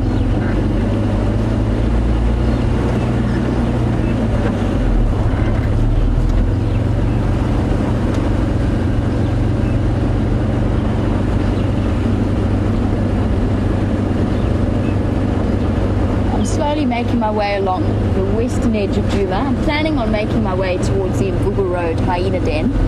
I'm just waiting for the temperature to cool down a little bit and for it to get a little bit darker before I do.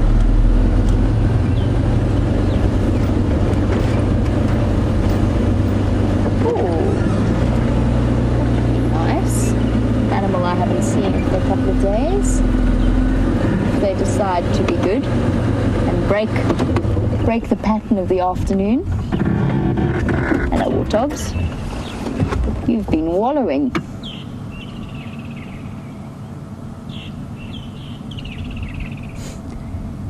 You can see they're spent their afternoon lying in mud puddles. They're all shiny and covered in wet mud.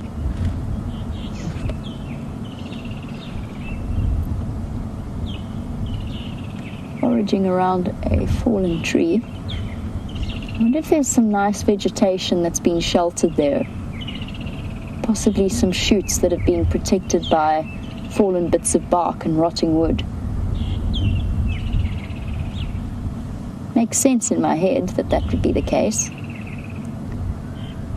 All wandering about on their ankles as they forage.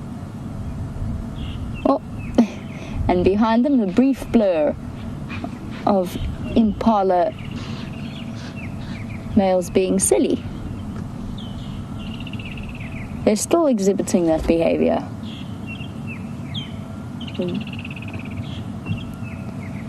Steph's got a bird to show you and it might fly away. Let's go over there.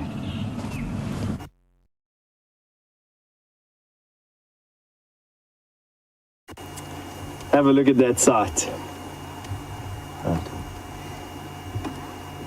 Have a look at that sight. 3 Bateleur eagles in one tree. Isn't that fantastic?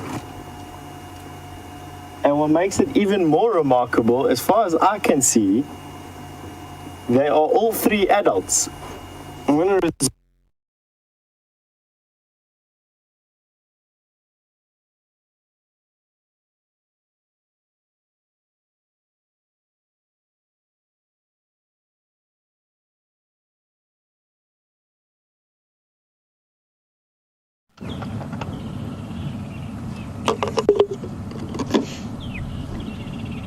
Still with our warthogs.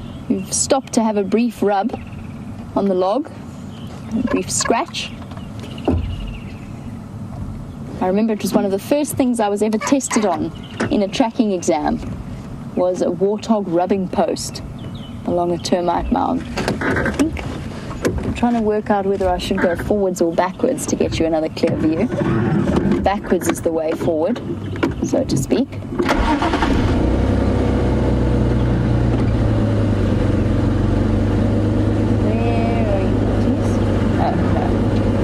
Forwards is the way forwards.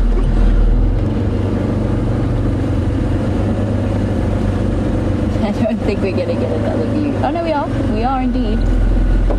3 little pigs in a row. All foraging on their elbows.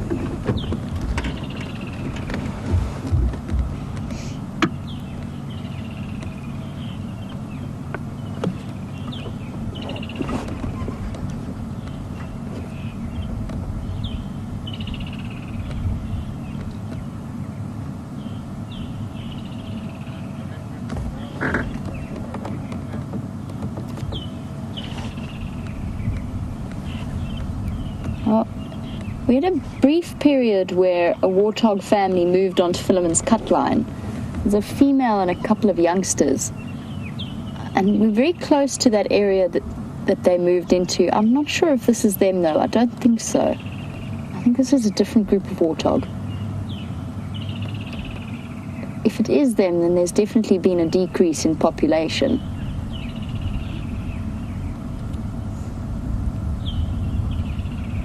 It's impossible to tell with the warthog around here. This is actually, for new viewers, this is a rare treat to be able to sit and watch warthog. They tend to be exceptionally skittish in this area.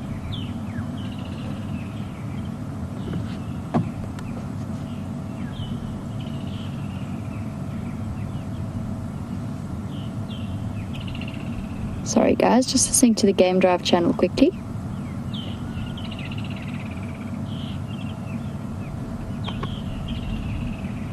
Sounds as though the Nkuhumas have made it back onto Buffelshoek as well as the Telemates. So they had disappeared into Kruger for a while, but it sounds as though they've come back and that Junior is with them. So for those of you who have been wondering about the Nkuhumas and the fate of the young male lion that is with them, he's still with them by the sounds of things.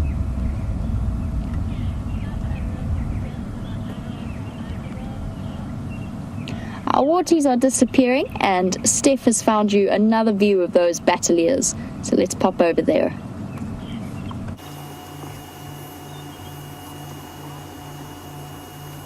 Please excuse us for these technical gremlins. One of these areas where we just don't seem to have perfect signal, and we lost you there for a second. But have a look at these 3 eagles, and I can now confirm that they are 3 full-grown Bateleur eagles. 3 full-grown Bateleur eagles. That is quite a rare sight to see sitting in the tree, to be quite honest. Now, my immediate question I'm asking myself is there a kill around? I don't think so. These eagles are busy preening one another. They're not looking intently at the ground at all. And I'm actually just wondering if this is a bit of a courtship display going on. The eagle at the top is a male, and I know that because his wing covers on the outside are completely black. He's also smaller than the eagle at the bottom in the foreground, which is a female. And the reason why eagles, the females are a little bit bigger, is because they lay the eggs. They need a bigger body to draw all the energy from to lay the eggs that they do. So eagles, in most birds in actual fact, the female is slightly larger than the male. Particularly you see that in eagles. But have a look at that. That is a rare sight. The one behind the one on the branches at the bottom, I can't see whether it's a male or a female. I think they're two females.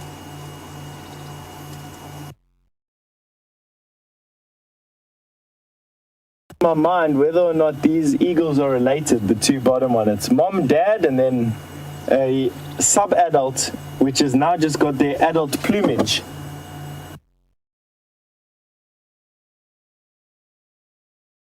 Depending on the book that you read.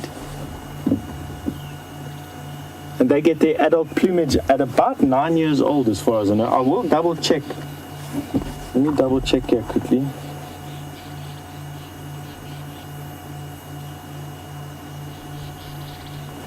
It's not in the book that I have here. I have a plethora of books next to me here which help me answer the more difficult of the questions.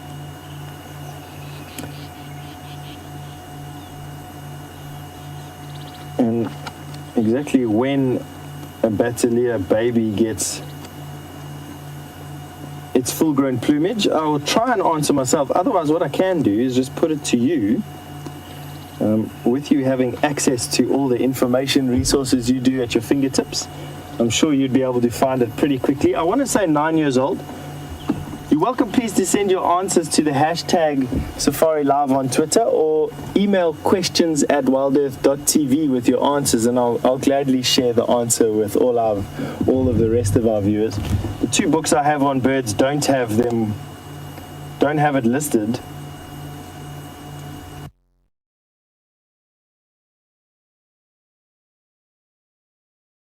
One after another, so that was the male that left after a female, and now the other one goes as well. All right. Let's see if I do know there's a nest in that area. They didn't fly off, they actually just flew into a very scary nest. Let me go.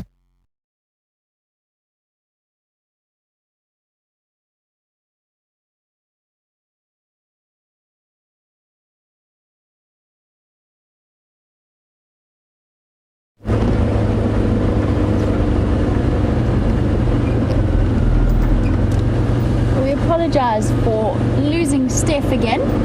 He's just having a couple of problems this afternoon with Rusty's signal. But never fear, I'm sure he'll be back with you in just a few moments. But he has moved on from those Bateleurs, and I think just the movement was a little bit too much for Rusty's signal this afternoon. Tebs and myself are making our way across towards Impala Plains to see what action is happening there. And I know that whenever I have Tebs on board with me, we've practically doubled our chance of spotting leopards. Tebs seems to be a lucky charm in that particular respect. I think his first 2 weeks here largely were spent driving with me, hey Tebs? Yeah.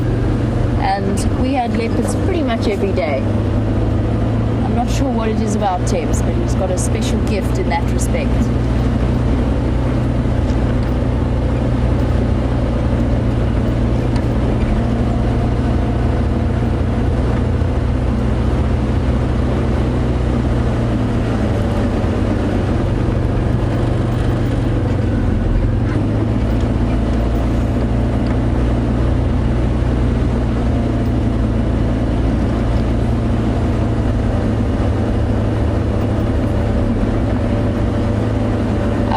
A quiet chuckle, and not because, and I have to share this with you, I'm not sure the director's going to be very impressed with me. But Jerry was just feeding me through a question from one of our viewers. I'm not laughing at the question at all. I'm laughing at poor old Jerry trying to get the sentence out. And it wasn't quite working. Okay, controlling myself. Okay, deep breaths. All right, so travel tips. Jerry, that's how you say it. It's travel tips. I don't know, I can't really talk. So one of our anonymous viewers who wants to remain anonymous would like to know if I have any travel tips for a lady traveling alone to South Africa. And she'll be coming in the future and will be traveling alone and would like to know, she doesn't really want to announce that she'll be traveling on her own. It depends very much on where it is you would like to be going or where you will be, but for the most part, please don't stress too much about it. I know that in certain respects there's a lot of reputation about South Africa as being incredibly dangerous, but it's about having common sense in the way that you approach it. So if you, for example, start your trip off in Johannesburg, make sure that you just double check that the transport companies that you're going to use, morning hornbills, afternoon hornbills, that the transport companies you use within Johannesburg are reliable. I'd actually recommend using just one of the most reputable taxi companies if you have to. The Gautrain is perfectly safe. And be aware of it. Don't wander around on your own at night through the city, but you can go and visit the various hotspots. I definitely recommend, depending on where you're going, getting a travel guide. Once you hit the Lowveld, it's absolutely wonderful. And I'll tell you straight up that as I've traveled as a woman alone throughout all of the rural areas within Limpopo and Mpumalanga, or a lot of the rural areas, and I've only ever found people to be incredibly friendly and helpful, and I've never felt threatened. I wouldn't travel through certain villages in the middle of the night on my own, but for the most part you will be absolutely fine. Again, it's difficult for me to answer specifically because I don't know exactly where it is you're going, but just get a little bit of advice from the areas that you're in. Have a look at some of the travel guides. Where are we in the year? We're in January. I should know that, but you'd be surprised how you lose track. So you're coming at a really stunning time to be visiting South Africa over the next few months. The temperatures are going to start to cool down ever so slightly, so you're not in danger of overheating. And at least we've had a little bit more rainfall. What other travel tips? I'm trying to think quickly. It's just really about being sensible about what you do. I have lost handbags before, filled with passports and phones. I've left my wallet somewhere before, and every time they've been safely returned to me. But just be aware of that. Be sensible in where you go. Keep an eye on your possessions. Don't leave them hanging on a chair at a restaurant or something like that. But beyond that, I also think that you'll find, particularly if you're staying in hostels or something along those lines, maybe backpackers, you'll find plenty of friendly people about to make friends with. Lots of fellow travelers making their way to South Africa. I wondered where you lot were. This is where you've been hiding. It's our wildebeest herd. Oh, goodness, you're everywhere. Going to move forward to get you a nice clear view, but there's a little calf in the way. 1, 2, 3, 4, 5, 6, 7, 8, 9, 10. All 10 here. All 10 present and accounted for. I think I'm going to have to stop here, otherwise I'm going to disturb them. Look who's sleeping on the side of the road there. Hello, babies. So this is where our wildebeest herd has gone to. It's been a whole 24 hours since I last saw them. Look at the horns. This is the first time I've noticed them. I think I'm a bit behind the times. You guys probably have seen them already. That's amazing. A month into life and already growing horns. So cool to see. Here's the rest of them. A pile of wildebeest calves. With those tiny little stumps poking up. I wonder if it feels a bit like teething to them. I wonder if it sort of gets that itchy, sore feeling when they start to poke through. I bet it does. I bet it must feel really strange. I wonder if they get really proud of themselves as well when they start to grow horns.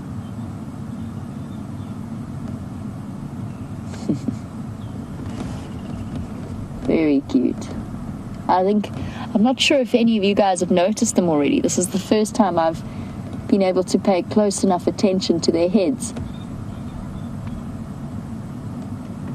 So incredible to think that just a month ago we were watching these little creatures stumble into the world.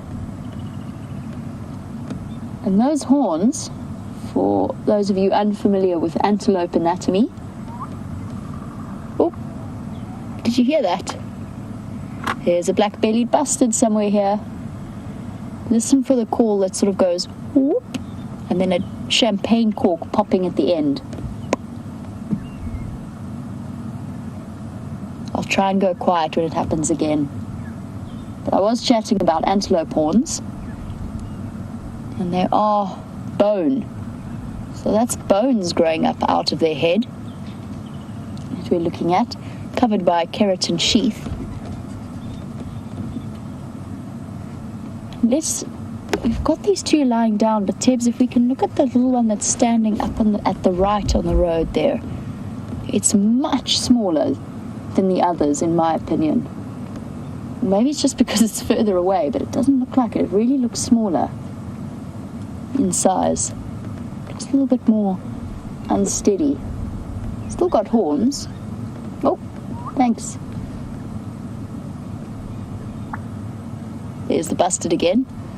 I'm sure if we were able to push past these wildebeest, we'd see it. Maybe we get lucky and it walks in front of us. I love that bustard. It's always around this road. But yes, that little wildebeest must have been born a bit later than the others. Definitely looks a bit smaller and slightly less developed. It's also darker in color still. And apparently possibly constipated as well. Having a bit of a struggle there.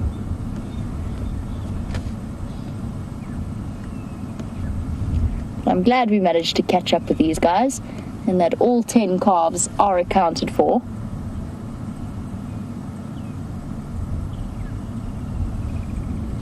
The females are all looking perfectly healthy as well. Here's the bustard calling again. Oh, I really want to be able to show you it while it calls. It's one of my favorite things to witness. They are so comical. They have a way of stretching out their neck and then retracting it that is highly entertaining to watch. The last time we saw this bustard on this road, Brian imitated its call and it called back in response. So if we do get a chance to see it, we'll definitely try and have a go. I don't think I'm nearly as talented as Brian is at imitating. And look, that one's starting to get the black face. It's the first place that they go dark, and that must be one of the oldest calves. With its little horns.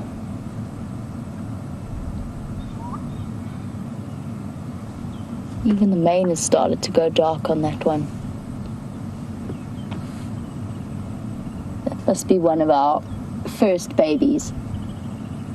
And look at that, already ruminating. We've chatted about that before with the impala lambs. But they're already at the point where solid food is second nature, and they can stop and rest and ruminate quietly on the day.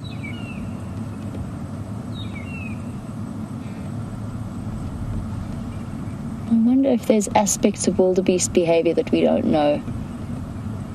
I wonder if that female is acting as a babysitter to this little nursery.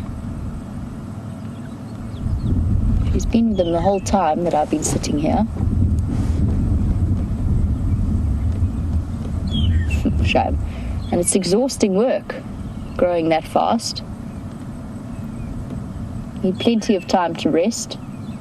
Just like growing teenagers, actually.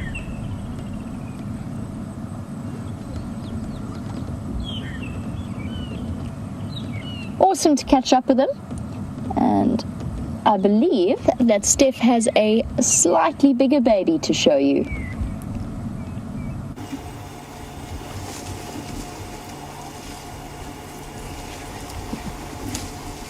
Just when we thought I couldn't find anything, out of the bush pops this tiny little elephant herd. There must only be about 1, 2, 3, 4, 5, 6, 7 or 8 elephants in this herd.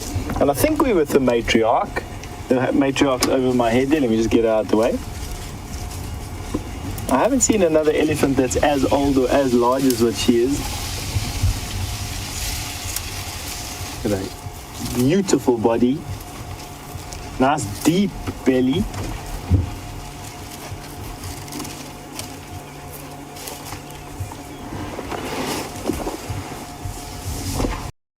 And the wind that's blowing from her to us has just filled the air with this herby smell.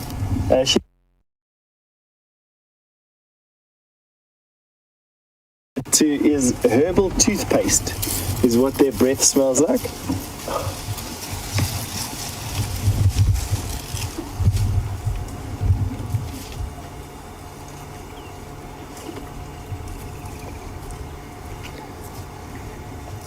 She's now moved up. As I was saying, she exhaled straight into our car, and one of the things that it reminded me of quite strongly, elephant breath smells like herby toothpaste and has this real awesome smell to it. Something that once smelt you'll never forget. These two youngsters, they're busy picking at some grass together. I think they're having a little bit of a game of who can pick the grass the quickest.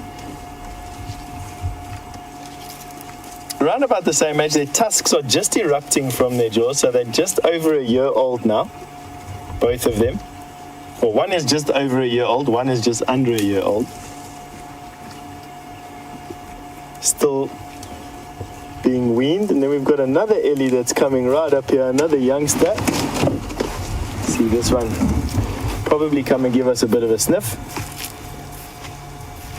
Hello. Hi.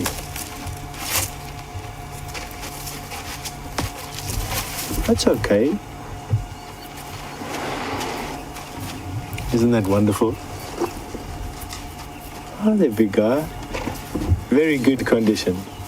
Mom is looking after him quite nicely.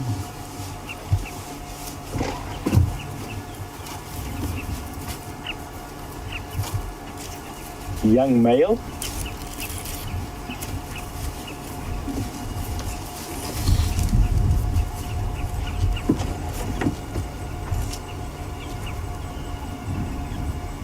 I love elephant. To me, they represent everything about Africa. They are tragic, they are scary, they are huge, they seem unbreakable and unfazed by anything. With these two having a wrestle with one another. It's like two teenagers to be pushing one another around. I've gone a bit out of view. I'm sure they'll come back into it now.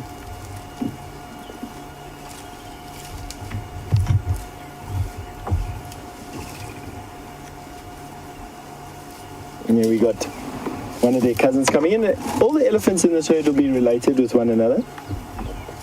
It'll be headed up by the strongest cow elephant, which is not necessarily the oldest. It is most of the time the oldest, but not necessarily the oldest. It's the strongest cow elephant at the time.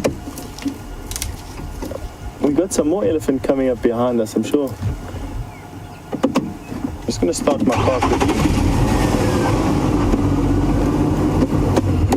quickly switch it off, just to make sure that the vehicle does start. What you don't want to do is these elephants, I didn't even know they were there. What you don't want to do with elephant is be caught in the middle of a herd without a forward escape route. I'm always very, very careful about having a forward escape route and making sure that my car can start. As you can see, you hardly ever really need to use it, even though that elephant was literally 2 feet in front of our vehicle. He posed no threat. What we do is learn how to read, or as a field guide, you learn how to read elephant behavior very quickly.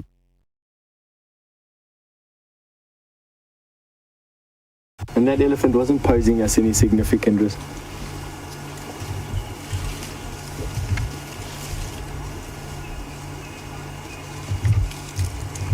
As a field guide, sorry about us going black screen, we are parked right on the periphery of a weak signal area.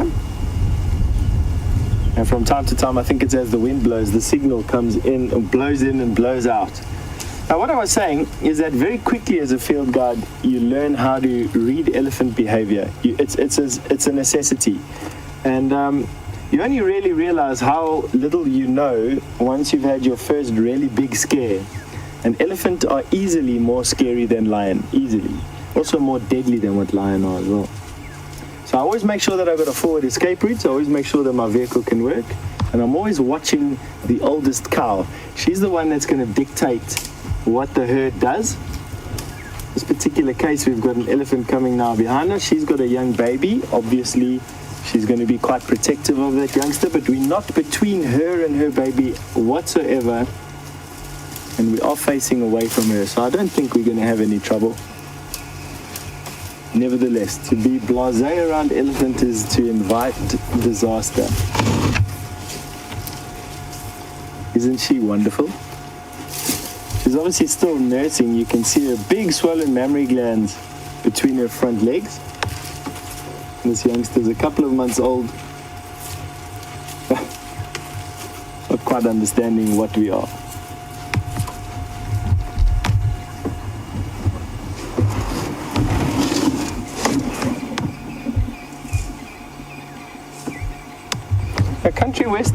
Country West has just made a comment that this might be the best looking or best conditioned herd that you've seen in a while. And I must agree with you, Country West. I also think that these elephants are in fantastic condition.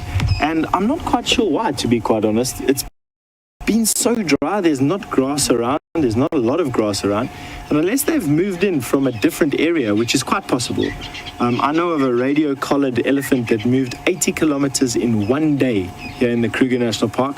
Distances that are only really attributed to elephant in dry, very dry places like in the Namib, where it's common for elephant to walk up to 50, 60 kilometers in a night for water. I know of an elephant that walked one day 80 kilometers from Skukuza all the way to Chokwan in one day, a 24-hour period, which is a considerable distance. We do have an elephant literally right here at VM's tail. I can show you how close she is to us. It's the mother of that calf that just walked past us.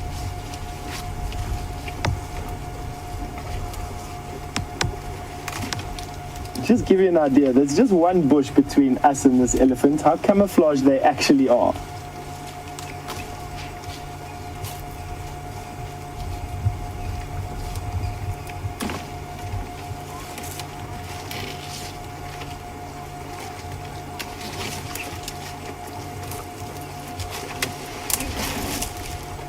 I'm going to get to Wendy's question about how soon after birth forehead profiles between male and female are observable. In a quick second, the end of this elephant's tusk is notched. There, VM is just showing it to you through the shrub there.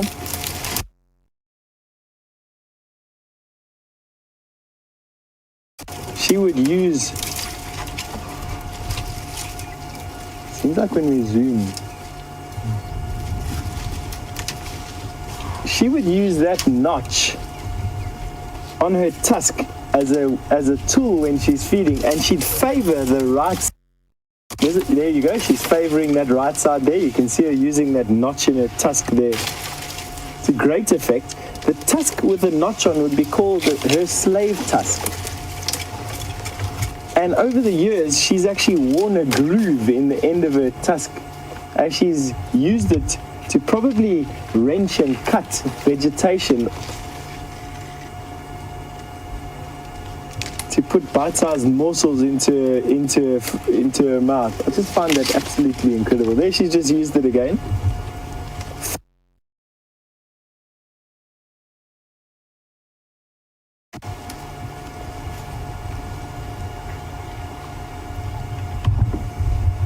That was quite cool. All right, now back to Wendy's question about when it becomes visible that we can see forehead profiles between male and female elephant. From very soon after birth, I would say a couple of months, let's say 6 months, between 6 months and 1 year, you can start to see the female's forehead profile is quite angled. The male forehead profile is quite rounded. And I'll see if I can move around this herd. We're going to go out here now and go around the herd and see if I can show you a female forehead profile. I'm going to be going uphill because that's away from the bad signal area down there in the dip. And my brain is telling me if we can carry on going up, the signal will get better and better and we won't lose you as often in these black screens.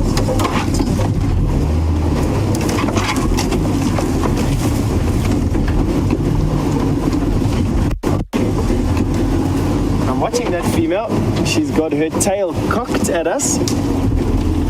You can see it's cocked to the one side. She's now swinging it, but you will notice as I drive forward that she holds up her tail to the one side. Because she's actually done that, I'm actually not going to be driving past her this way around. She's let me know very subtly that she doesn't want me to approach her from behind. And I fully respect that. She's weighing 3,500 kilograms.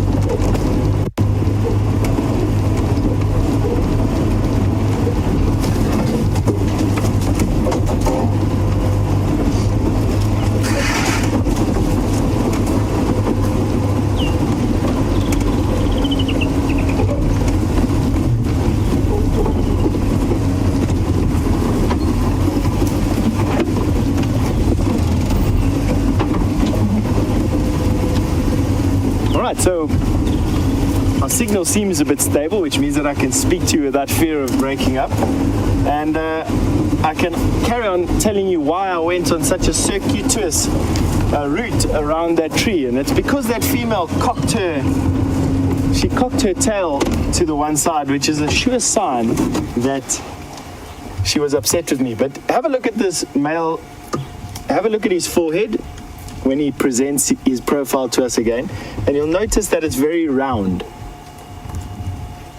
It is a male, typically male. He's a youngster, and we're going to see some of the youngsters coming through the bush off to our right as well. Sorry, VM. These Ellies have got there. It's another young bull, and that's one of the youngsters. You can see he also had a very rounded forehead profile, as opposed to the females that are very angular. Now, of course, I've parked in a place where moments before there were 10 elephants, and now they're nothing. We've just going to have to reposition again. Pretty typical of trying to keep up with elephants in the bush. They feed, they move on, they feed and they move on, and they disappear very quickly.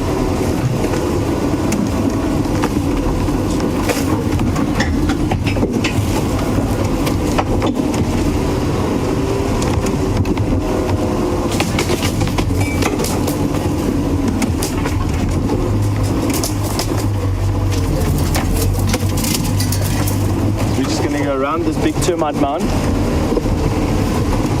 get into a slightly more forward position where the elephants are moving towards us, and hopefully I'll be able to finish my explanation as to their forehead profiles and how you sex them.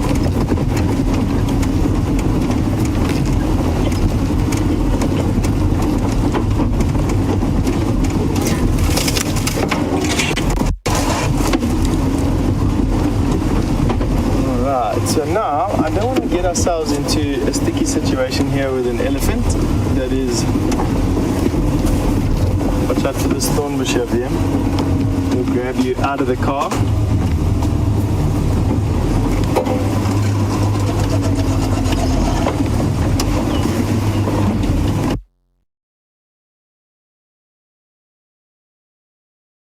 Thread my way through here.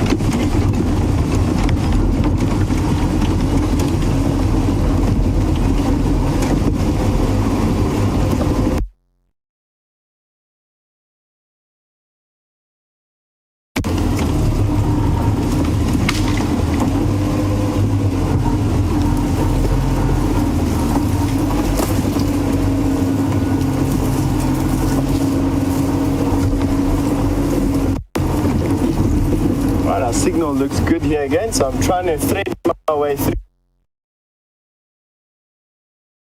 chase away any of these elephants or make them unduly stressed.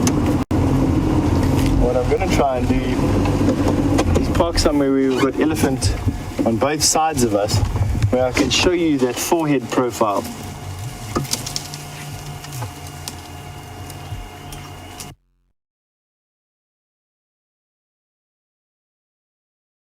That is it. This elephant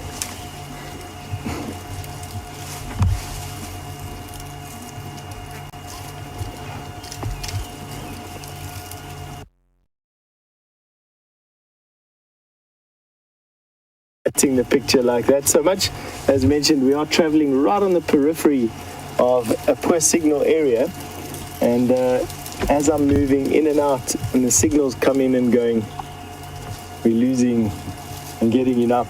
When I was VM, oh, hold on. Let's see what this one's profile looks like. It's quite difficult to sex this one using the profile because she's got her head up, or he's got her head up.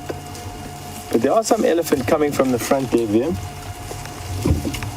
And we've got a young bull in the front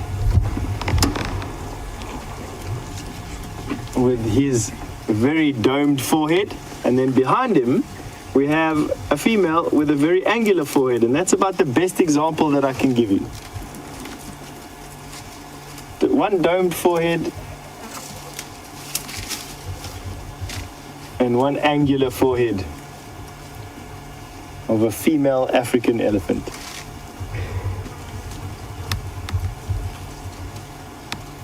That was quite nice, actually.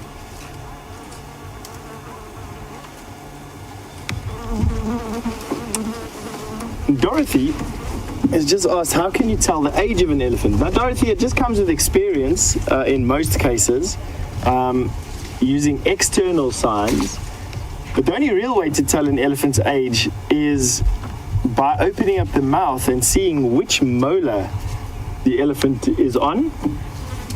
Elephants get 6 sets of molars in their life, and they get them at roughly within rough ranges from one another, diet depending, of course. So the more rougher the diet of an elephant, the quicker they wear their molars out. But even so, the elephants still get their molars at set ranges in their life, and you'll be able to give an approximation by opening up the mouth and having a look. And of course, the only way to get an elephant to open up their mouth, the wild African elephant here, is to dart one using a vet, and they're quite good at sexing, or not sexing, at aging elephants at least anyway. The last set of molars come in at about 45 years old and will last that elephant until they die in this area between 55 and about 65 years old. You wouldn't say that there are 10 elephant right in the bush around us, would you? Nice and not quiet, but they're everywhere. Every bush that I'm of some kind in it. A bit of a tussle. You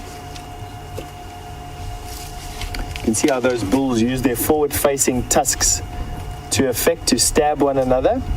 That's how they'd wrestle, even when they are adults. That was just a adolescent wrestle, wasn't anything serious.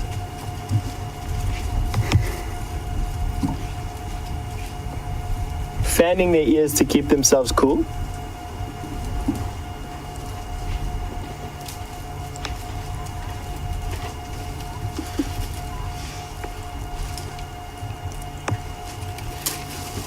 And Anna's asked a nice question. Can an elephant survive if it loses its trunk to a predator? Only three things can be fatal to an elephant, Anna. The loss of their use of their trunk, the loss of their feet, and the loss of their ears. And so yes, an elephant cannot survive if it loses the use of its trunk. And it can what a tongue twister. It can lose the use of its tongue through a disease called floppy trunk disease. Elephant get that. It can also lose the use of its trunk through injury, either from fighting or from lions, as you've quite rightly said, or through an injury, a branch hurting it, or tusk. Fire can also damage it. Snares can damage it. They can be bitten off as youngsters, so elephant can bite each other's trunks off. And their feet and their ears are generally lost either through snares, in terms of their feet,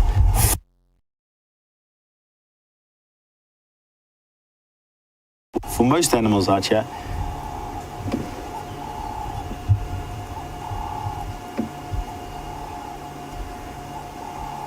All right, so just to recap on that.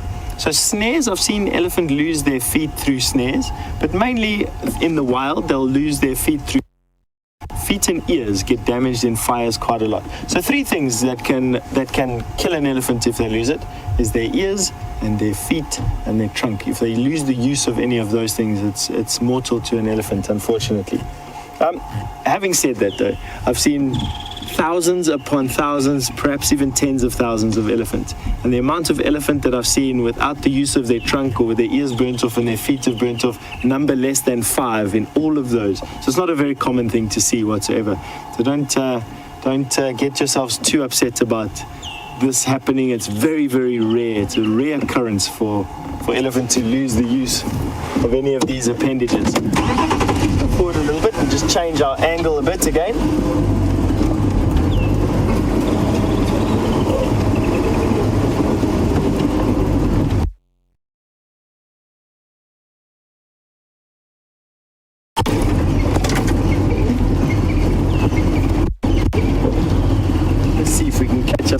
Boisterous youngsters.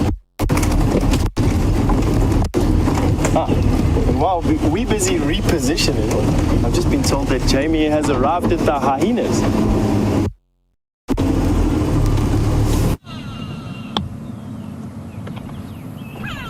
We've made our way to the hyena den.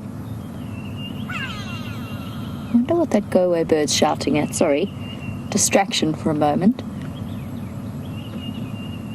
It's just him though, so I think it's just calling to announce the beginning of the evening.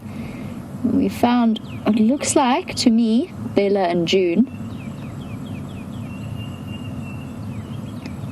Yes, I'm pretty sure that's Bella. You can see how much fluffier June is. Right, so a little bit more on the recap of this morning. What's been interesting about that, so the hyena on the right, Her mother is the one that or his mother, sorry, we suspect it's a male, is the one that we suspect is the matriarch of this clan, and has followed in the two situations where we saw him. Oh goodness, I used to have a fully functioning brain once, believe it or not. Let's try that again. The last two fights, so the one we saw this morning and the really serious one that some of the viewers may have witnessed with Scott, that little one has followed on after the injured hyena. And it's really interesting behavior to have observed, because it's obviously curious about the goings on and the happenings whenever something like that occurs. Somebody's calling at the den. You can hear the contact calls to the cubs. And I was stopped from approaching the den by the presence of these two sub-adults.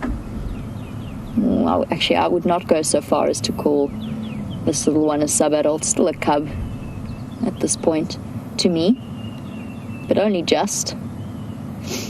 Now, June's mother is a big hyena, a big female with a deep scar on her back. Now, I'm still trying to figure out where she fits in this hierarchy, because I always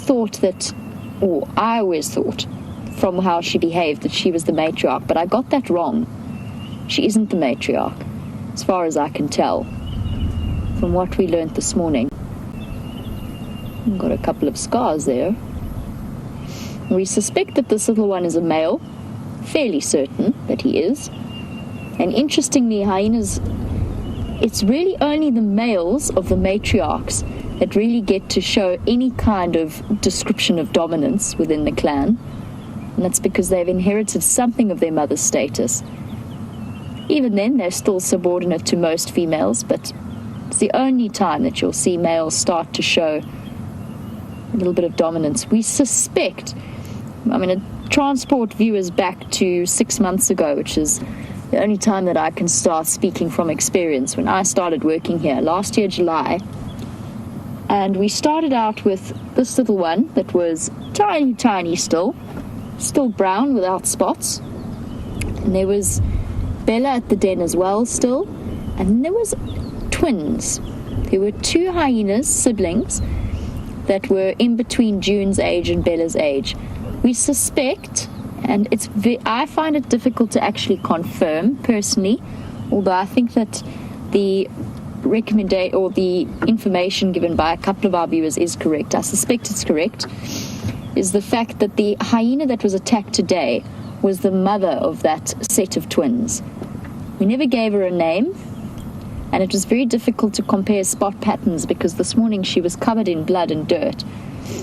But I do agree, I think it was the mother of the twins. She was always subservient in the sightings that we had at the Filaments Cutline Den. I think that might have been the hyena we saw disciplined today. Having a bit of a doze off to the side. June's exploring its world. I'm still uncertain in my own mind as to June's sex. I always thought she was a female, just by the boldness that she exhibited, or it exhibited. But I haven't confirmed that personally. Looking a little bit thin, actually. I wonder if that's because of the extended absence of her mom.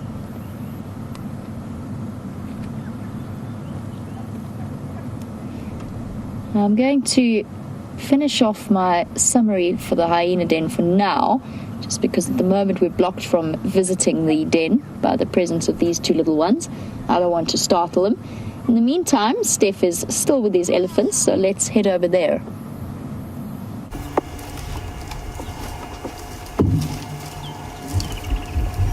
We finally managed to catch up with these elephants on the other side of this thicket. And this female is doing something that I quite often see signs of in the bush, but it's quite rare to actually see them doing it. And she's busy moving sticks out of the way to get to plant material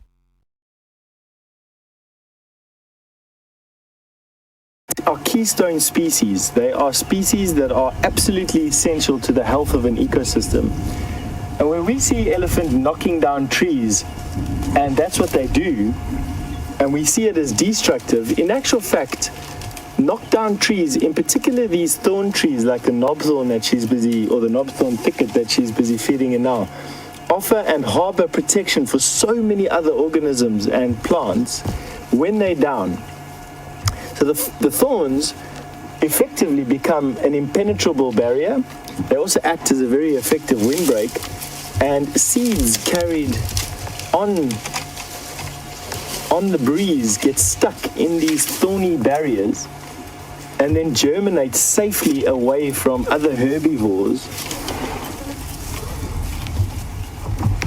But this female knows that, and what she's done is she's then lifted up those branches and is in so uncovered a treasure trove of vegetation. And it might actually be why they look so healthy, is that they are led by a very clever female.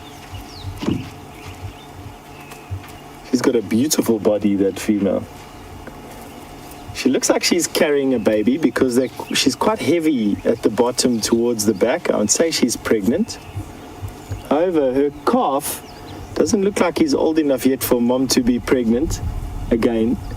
The calf is coming out of the bushes now on our right hand side and will join her. So she might just be full. She might just be one of these big bodied females that we see quite often. I mean, not quite often, you see them quite rarely, but here in the Kruger National Park, you definitely get to see them from time to time. Is these really big-bodied females, and she's one of them. Let me go out of the way, because you can see her youngster. He's only just over a year old. Tusks are just beginning to erupt from his mouth.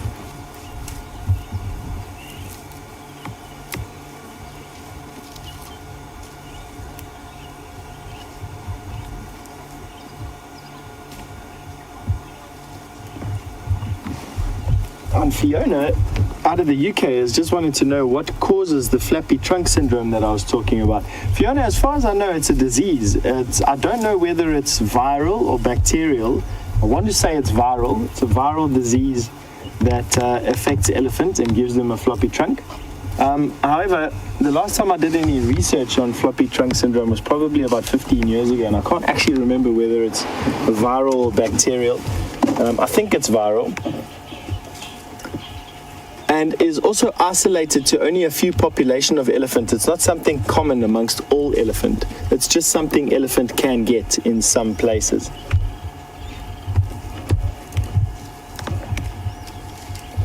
Now this elephant's got a wet patch just behind his eye.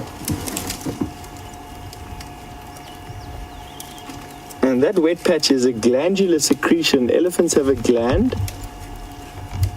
a preorbital gland.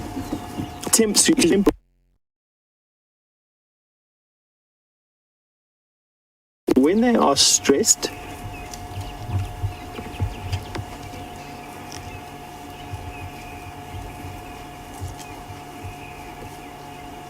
so then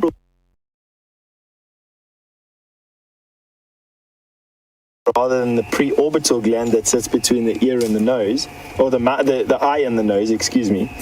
And male elephant and elephants in general have secretions from this gland when they're a bit stressed. And I can only imagine that this baby is feeling a little bit stressed. You probably find mom stopped giving him as much milk, and he's now having to fend for himself, and he's not quite getting enough vegetation. On top of all of that, walking to water the last couple of weeks has been a stressful affair. But it might also just be he's suffering from a cold, flu, his system's a bit down. Those glands are not always an indication of massive stress. It's just an indication of stress. And I'm sure almost all of you that are out there listening to me today would empathize with that. We all feel stressed from time to time. Not necessarily from anything too serious.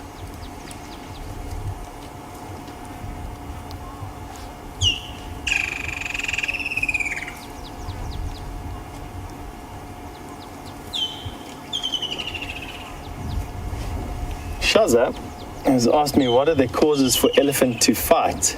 And can they draw blood? And the answer to that is absolutely. They can even kill one another, Shaza. Elephants fighting is a titanic battle. And they can absolutely cause massive injury to one another. I have seen a male elephant with a tusk mark in his neck round about here that I stuck my entire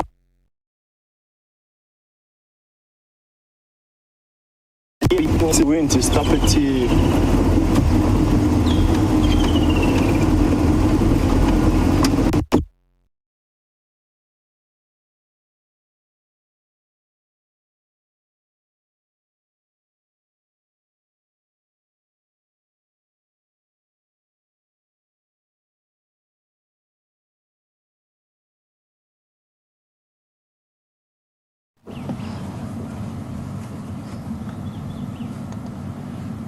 Well, from what I can see here, we do apologize again for Steph's sudden disappearances this afternoon as his signal comes and goes. But from what I can see here, this is Pretty in the front. Behind her, believe it or not, there is another hyena. Corky, I think, yes, I'm fairly certain it was Corky. She lifted her head earlier and she had that notch in her left ear.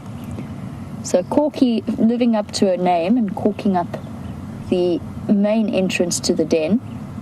I haven't seen any sign of the cubs, but I think that's just because they're currently resting inside the hole. Now there is another hyena, and I'm going to move forward while we can, since there no cubs have popped their heads out yet. Let's go forward a bit. There's another hyena at the other entrance.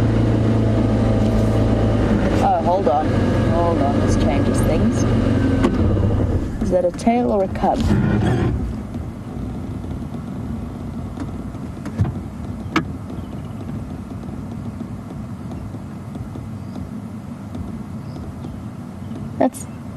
That's a cub. Okay, so that must be Pretty, surely, unless we've got a third set of cubs here, because that's a suckling cub. A very tiny foot just made an appearance. And do we maybe, it's just a bit hard to tell at the moment, do we have more than 2 sets of cubs at this den? That's speculation. I'm actually not going to speculate just yet. Let's just see who this turns out to be. That cub looks like it has a very tiny bottom. Could it be?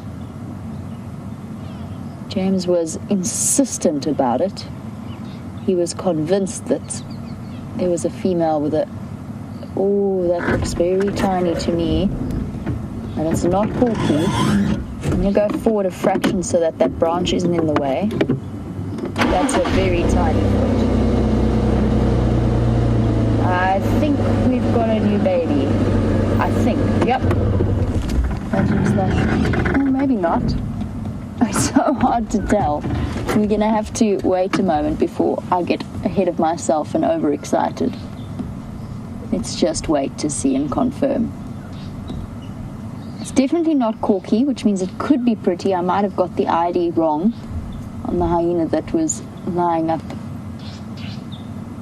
with Corky at the entrance to the den. The little foot looks so tiny, but I can't tell. You see, I think that looks like Pretty now, looking at her face. And I think I see spots on the bottom of that cub. So I might have got ahead of myself there. Just looks like such a tiny foot. But I think that's November's foot. Oh, we've got to be patient. Nah, I think that's Pretty. Sorry, got the ID wrong on the other individual that was lying down, in which case I have no idea who she is. I'll have to wait until she gets up. So the one lying down in front there is not Pretty. Can you turn your ears forward for us, girl?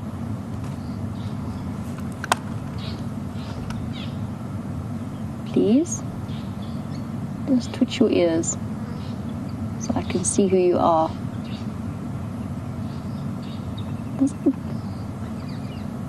Doesn't really look like the big female that we saw this morning at the den.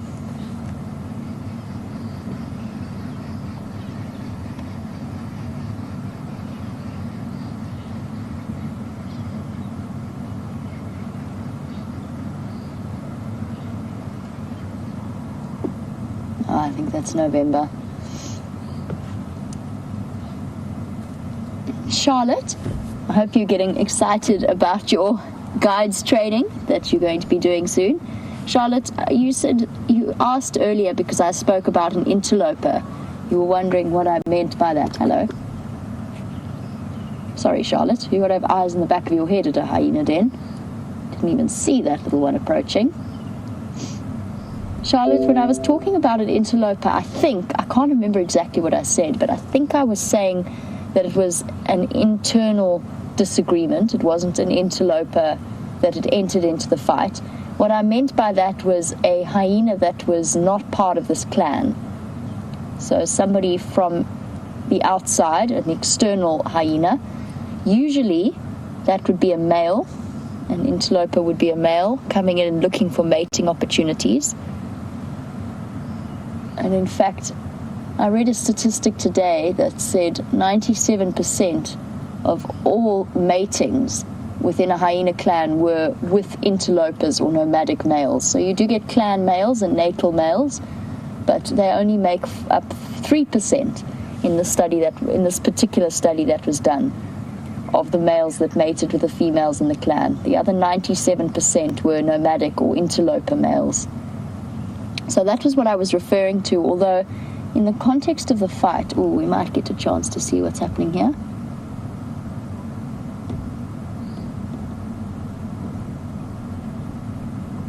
I think that's November.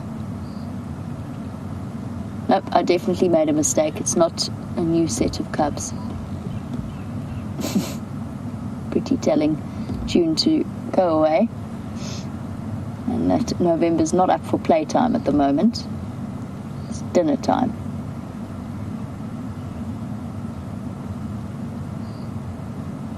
It's nice to see them so peaceful.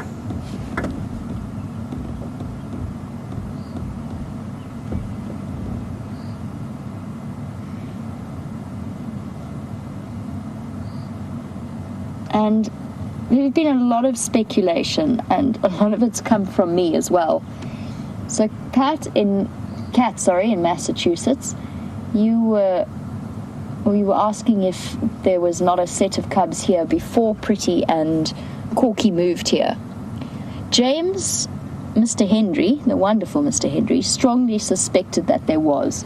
So he discovered this den, and he spent quite a bit of time here before Pretty and Corky moved here. And there was a female that was showing a lot of interest in the entrance tunnels, and she kept standing at the entrance and calling. And for the longest time, James suspected that she had cubs. I'm not saying that he was wrong. I think he was right.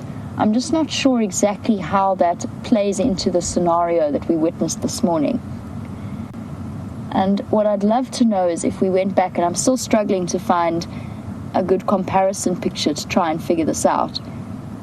But I'm still working on whether or not that hyena was the same hyena that was attacked this morning.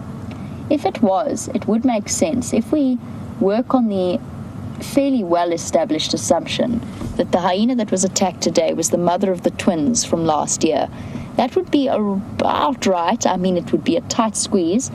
Hyenas usually breed anywhere from between 11 months to about a year and a half between litters. 11 months is quite unusual. It's a very short time period. The twins from last year were born in February, so it would be just about possible that it was her. And if I can ask you to, regular viewers who've been watching every show, if you stretch your minds back to a couple of days ago, before the move, when we were sitting at Gallagher, at the den at Gallagher Shortcut, November started calling for the first time. And during that sighting, there was a female that I didn't know or didn't feel that familiar with. She wasn't Pretty and she wasn't Corky, but she was calling at the den entrances. Now, I'm not sure what has been happening here in their lives or in her life. I put forward a suggestion this afternoon, very tentatively, that she might have lost her cubs and her maternal instincts were still functioning, so she was moving from this den to the active den, calling for her cub that she had potentially lost. That is a complete guess. It is absolute supposition. I have no idea if that's the case. I just think that if she really did have cubs, they would have shown themselves by now. I really strongly suspect that. I mean, we've seen cubs at a very, very young age. D1 and D2 have made their first appearance on these live safaris when they were still tiny and wobbly. And I suspect we would have seen the new cubs by now, which is why I got excited now when I saw November here feeding, because I thought we might have finally seen them.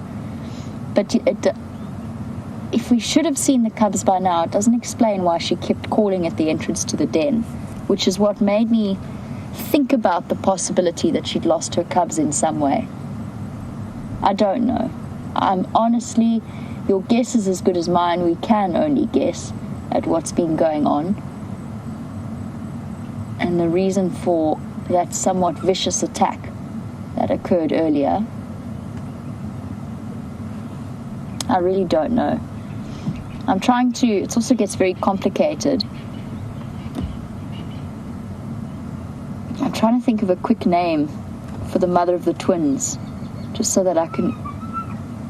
Somebody's squeaking. I think that was November. Ah, yes, please come and tell me who you are. Oh no, that's Bella's mom. That's who that is. That is the matriarch, we suspect. She was the main aggressor today. Watch the way she interacts here. Now she's calling at the den. And standing on poor November. Pretty making placating noises. Look at how everybody's submissive to her. Yep, that's November.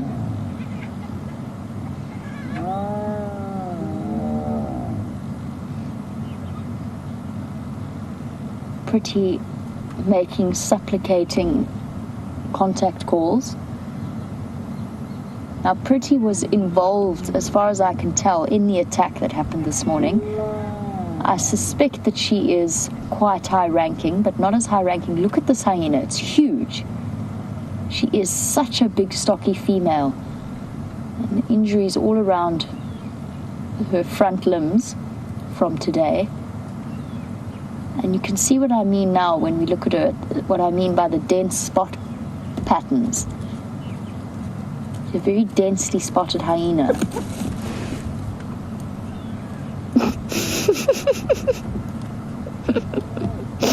Sorry. I got the giggles. Bella just fell over a stick. Actually, what happened was that it stood on a stick that then flicked up and smacked it in the bottom and got a fright and squeaked. And that's why the matriarch that you're looking at the moment gave a squeak in surprise, or looked up in surprise when she heard Bella's squeak. Oh, there's D1 and D2, or at least one of them.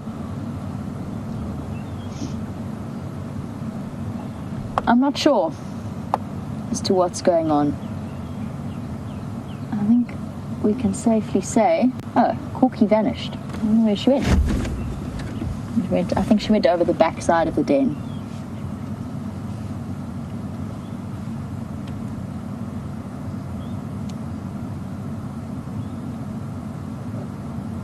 What's interesting to me, but it's hard to tell, I need to see her teeth,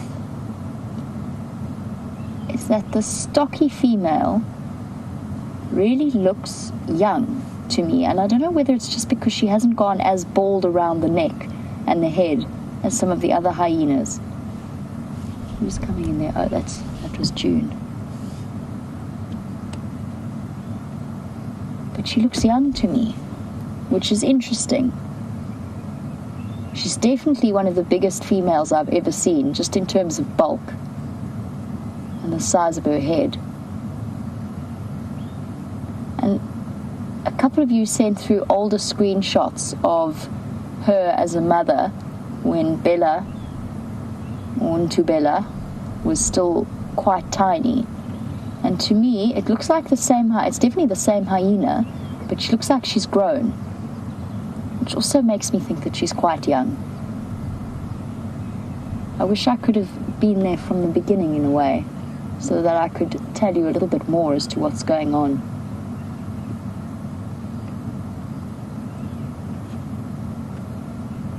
I have seen her be dominant and, or let's not say aggressive, aggressive is the wrong word. I've seen her act dominant over every single hyena at this den. And even Pretty there, with the hyena standing on her cub and causing it to squeal, she still reacted submissively.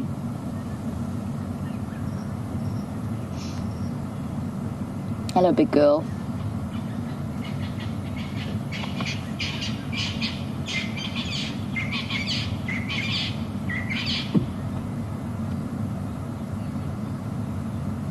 Settling down now. Yeah? You were wondering if both of the den sites are active or if they've all moved here. As far as I can tell, they've all moved here. I wouldn't be surprised if every now and again the sub-adults, so Bella and June, pay the occasional visit to the Galago Shortcut Den, just because they're familiar with it and they are old enough now to wander about curiously. Cute. Hello, you two.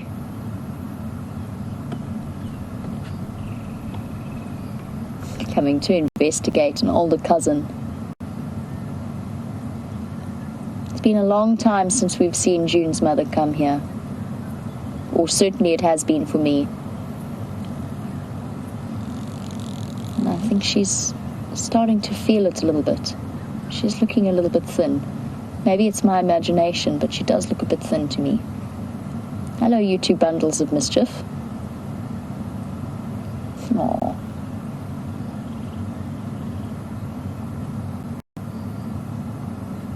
Mom's gone,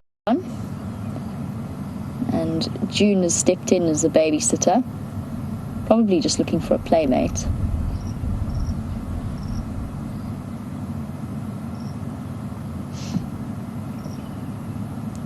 There's definite affection there being shown.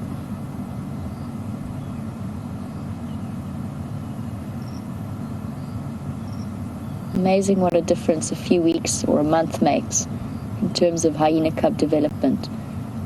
Remember when these two were two tiny black blobs of squalling, wobbly messes that were stumbling all over the place?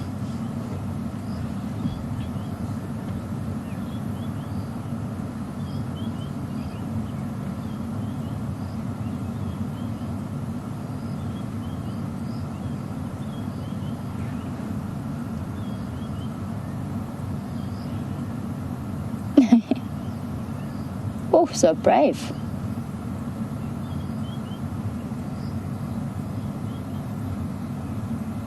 You can see how well worn that path is that it's standing on. No, not that brave. A little bit brave, but not that brave. Look how gentle June is being.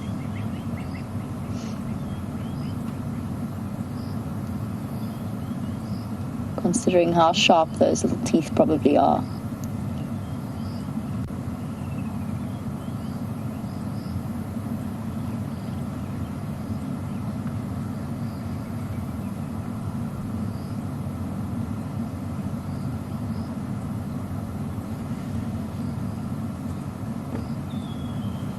I really enjoyed coming here for the last few moments of the sunset safari.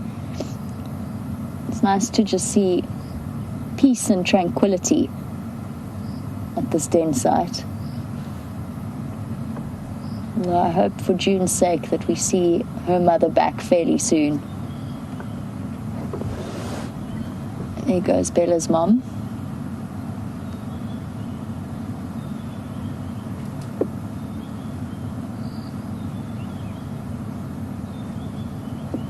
She looks as though she's going to vomit. Just having a bit of a puke. Something she ate might have disagreed with her.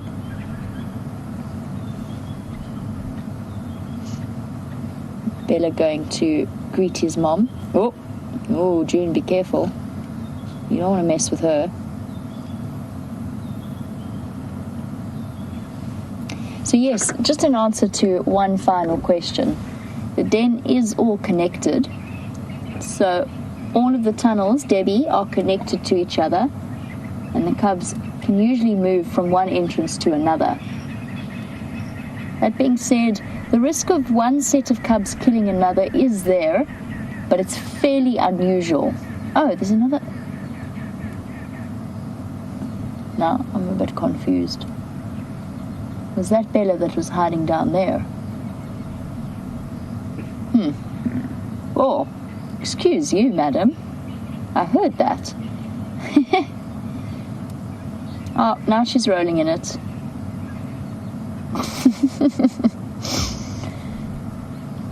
They're wonderful creatures. But not always the most cleanly. Yep. I suppose once it's out, you might as well roll in it. Make sure you're as smelly as possible. Yummy. I don't know why they do that.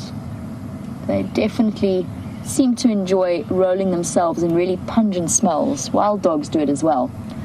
Well, ladies and gentlemen, I've really enjoyed spending the last few moments here. It's been a beautifully peaceful and wonderful African evening. Thank you all for joining us, and thank you as always for your contribution to our live safaris. Thank you, Tibbs, for your fantastic camera work, and the ever eloquent Jerry in final control, as well as Kirsty and Eugene.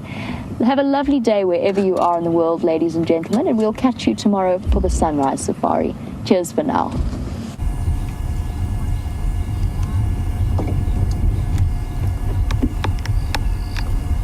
All right. You might see that structure that's in the tree there, that vertical pole. That's the remnants of the tree house at Treehouse Dam.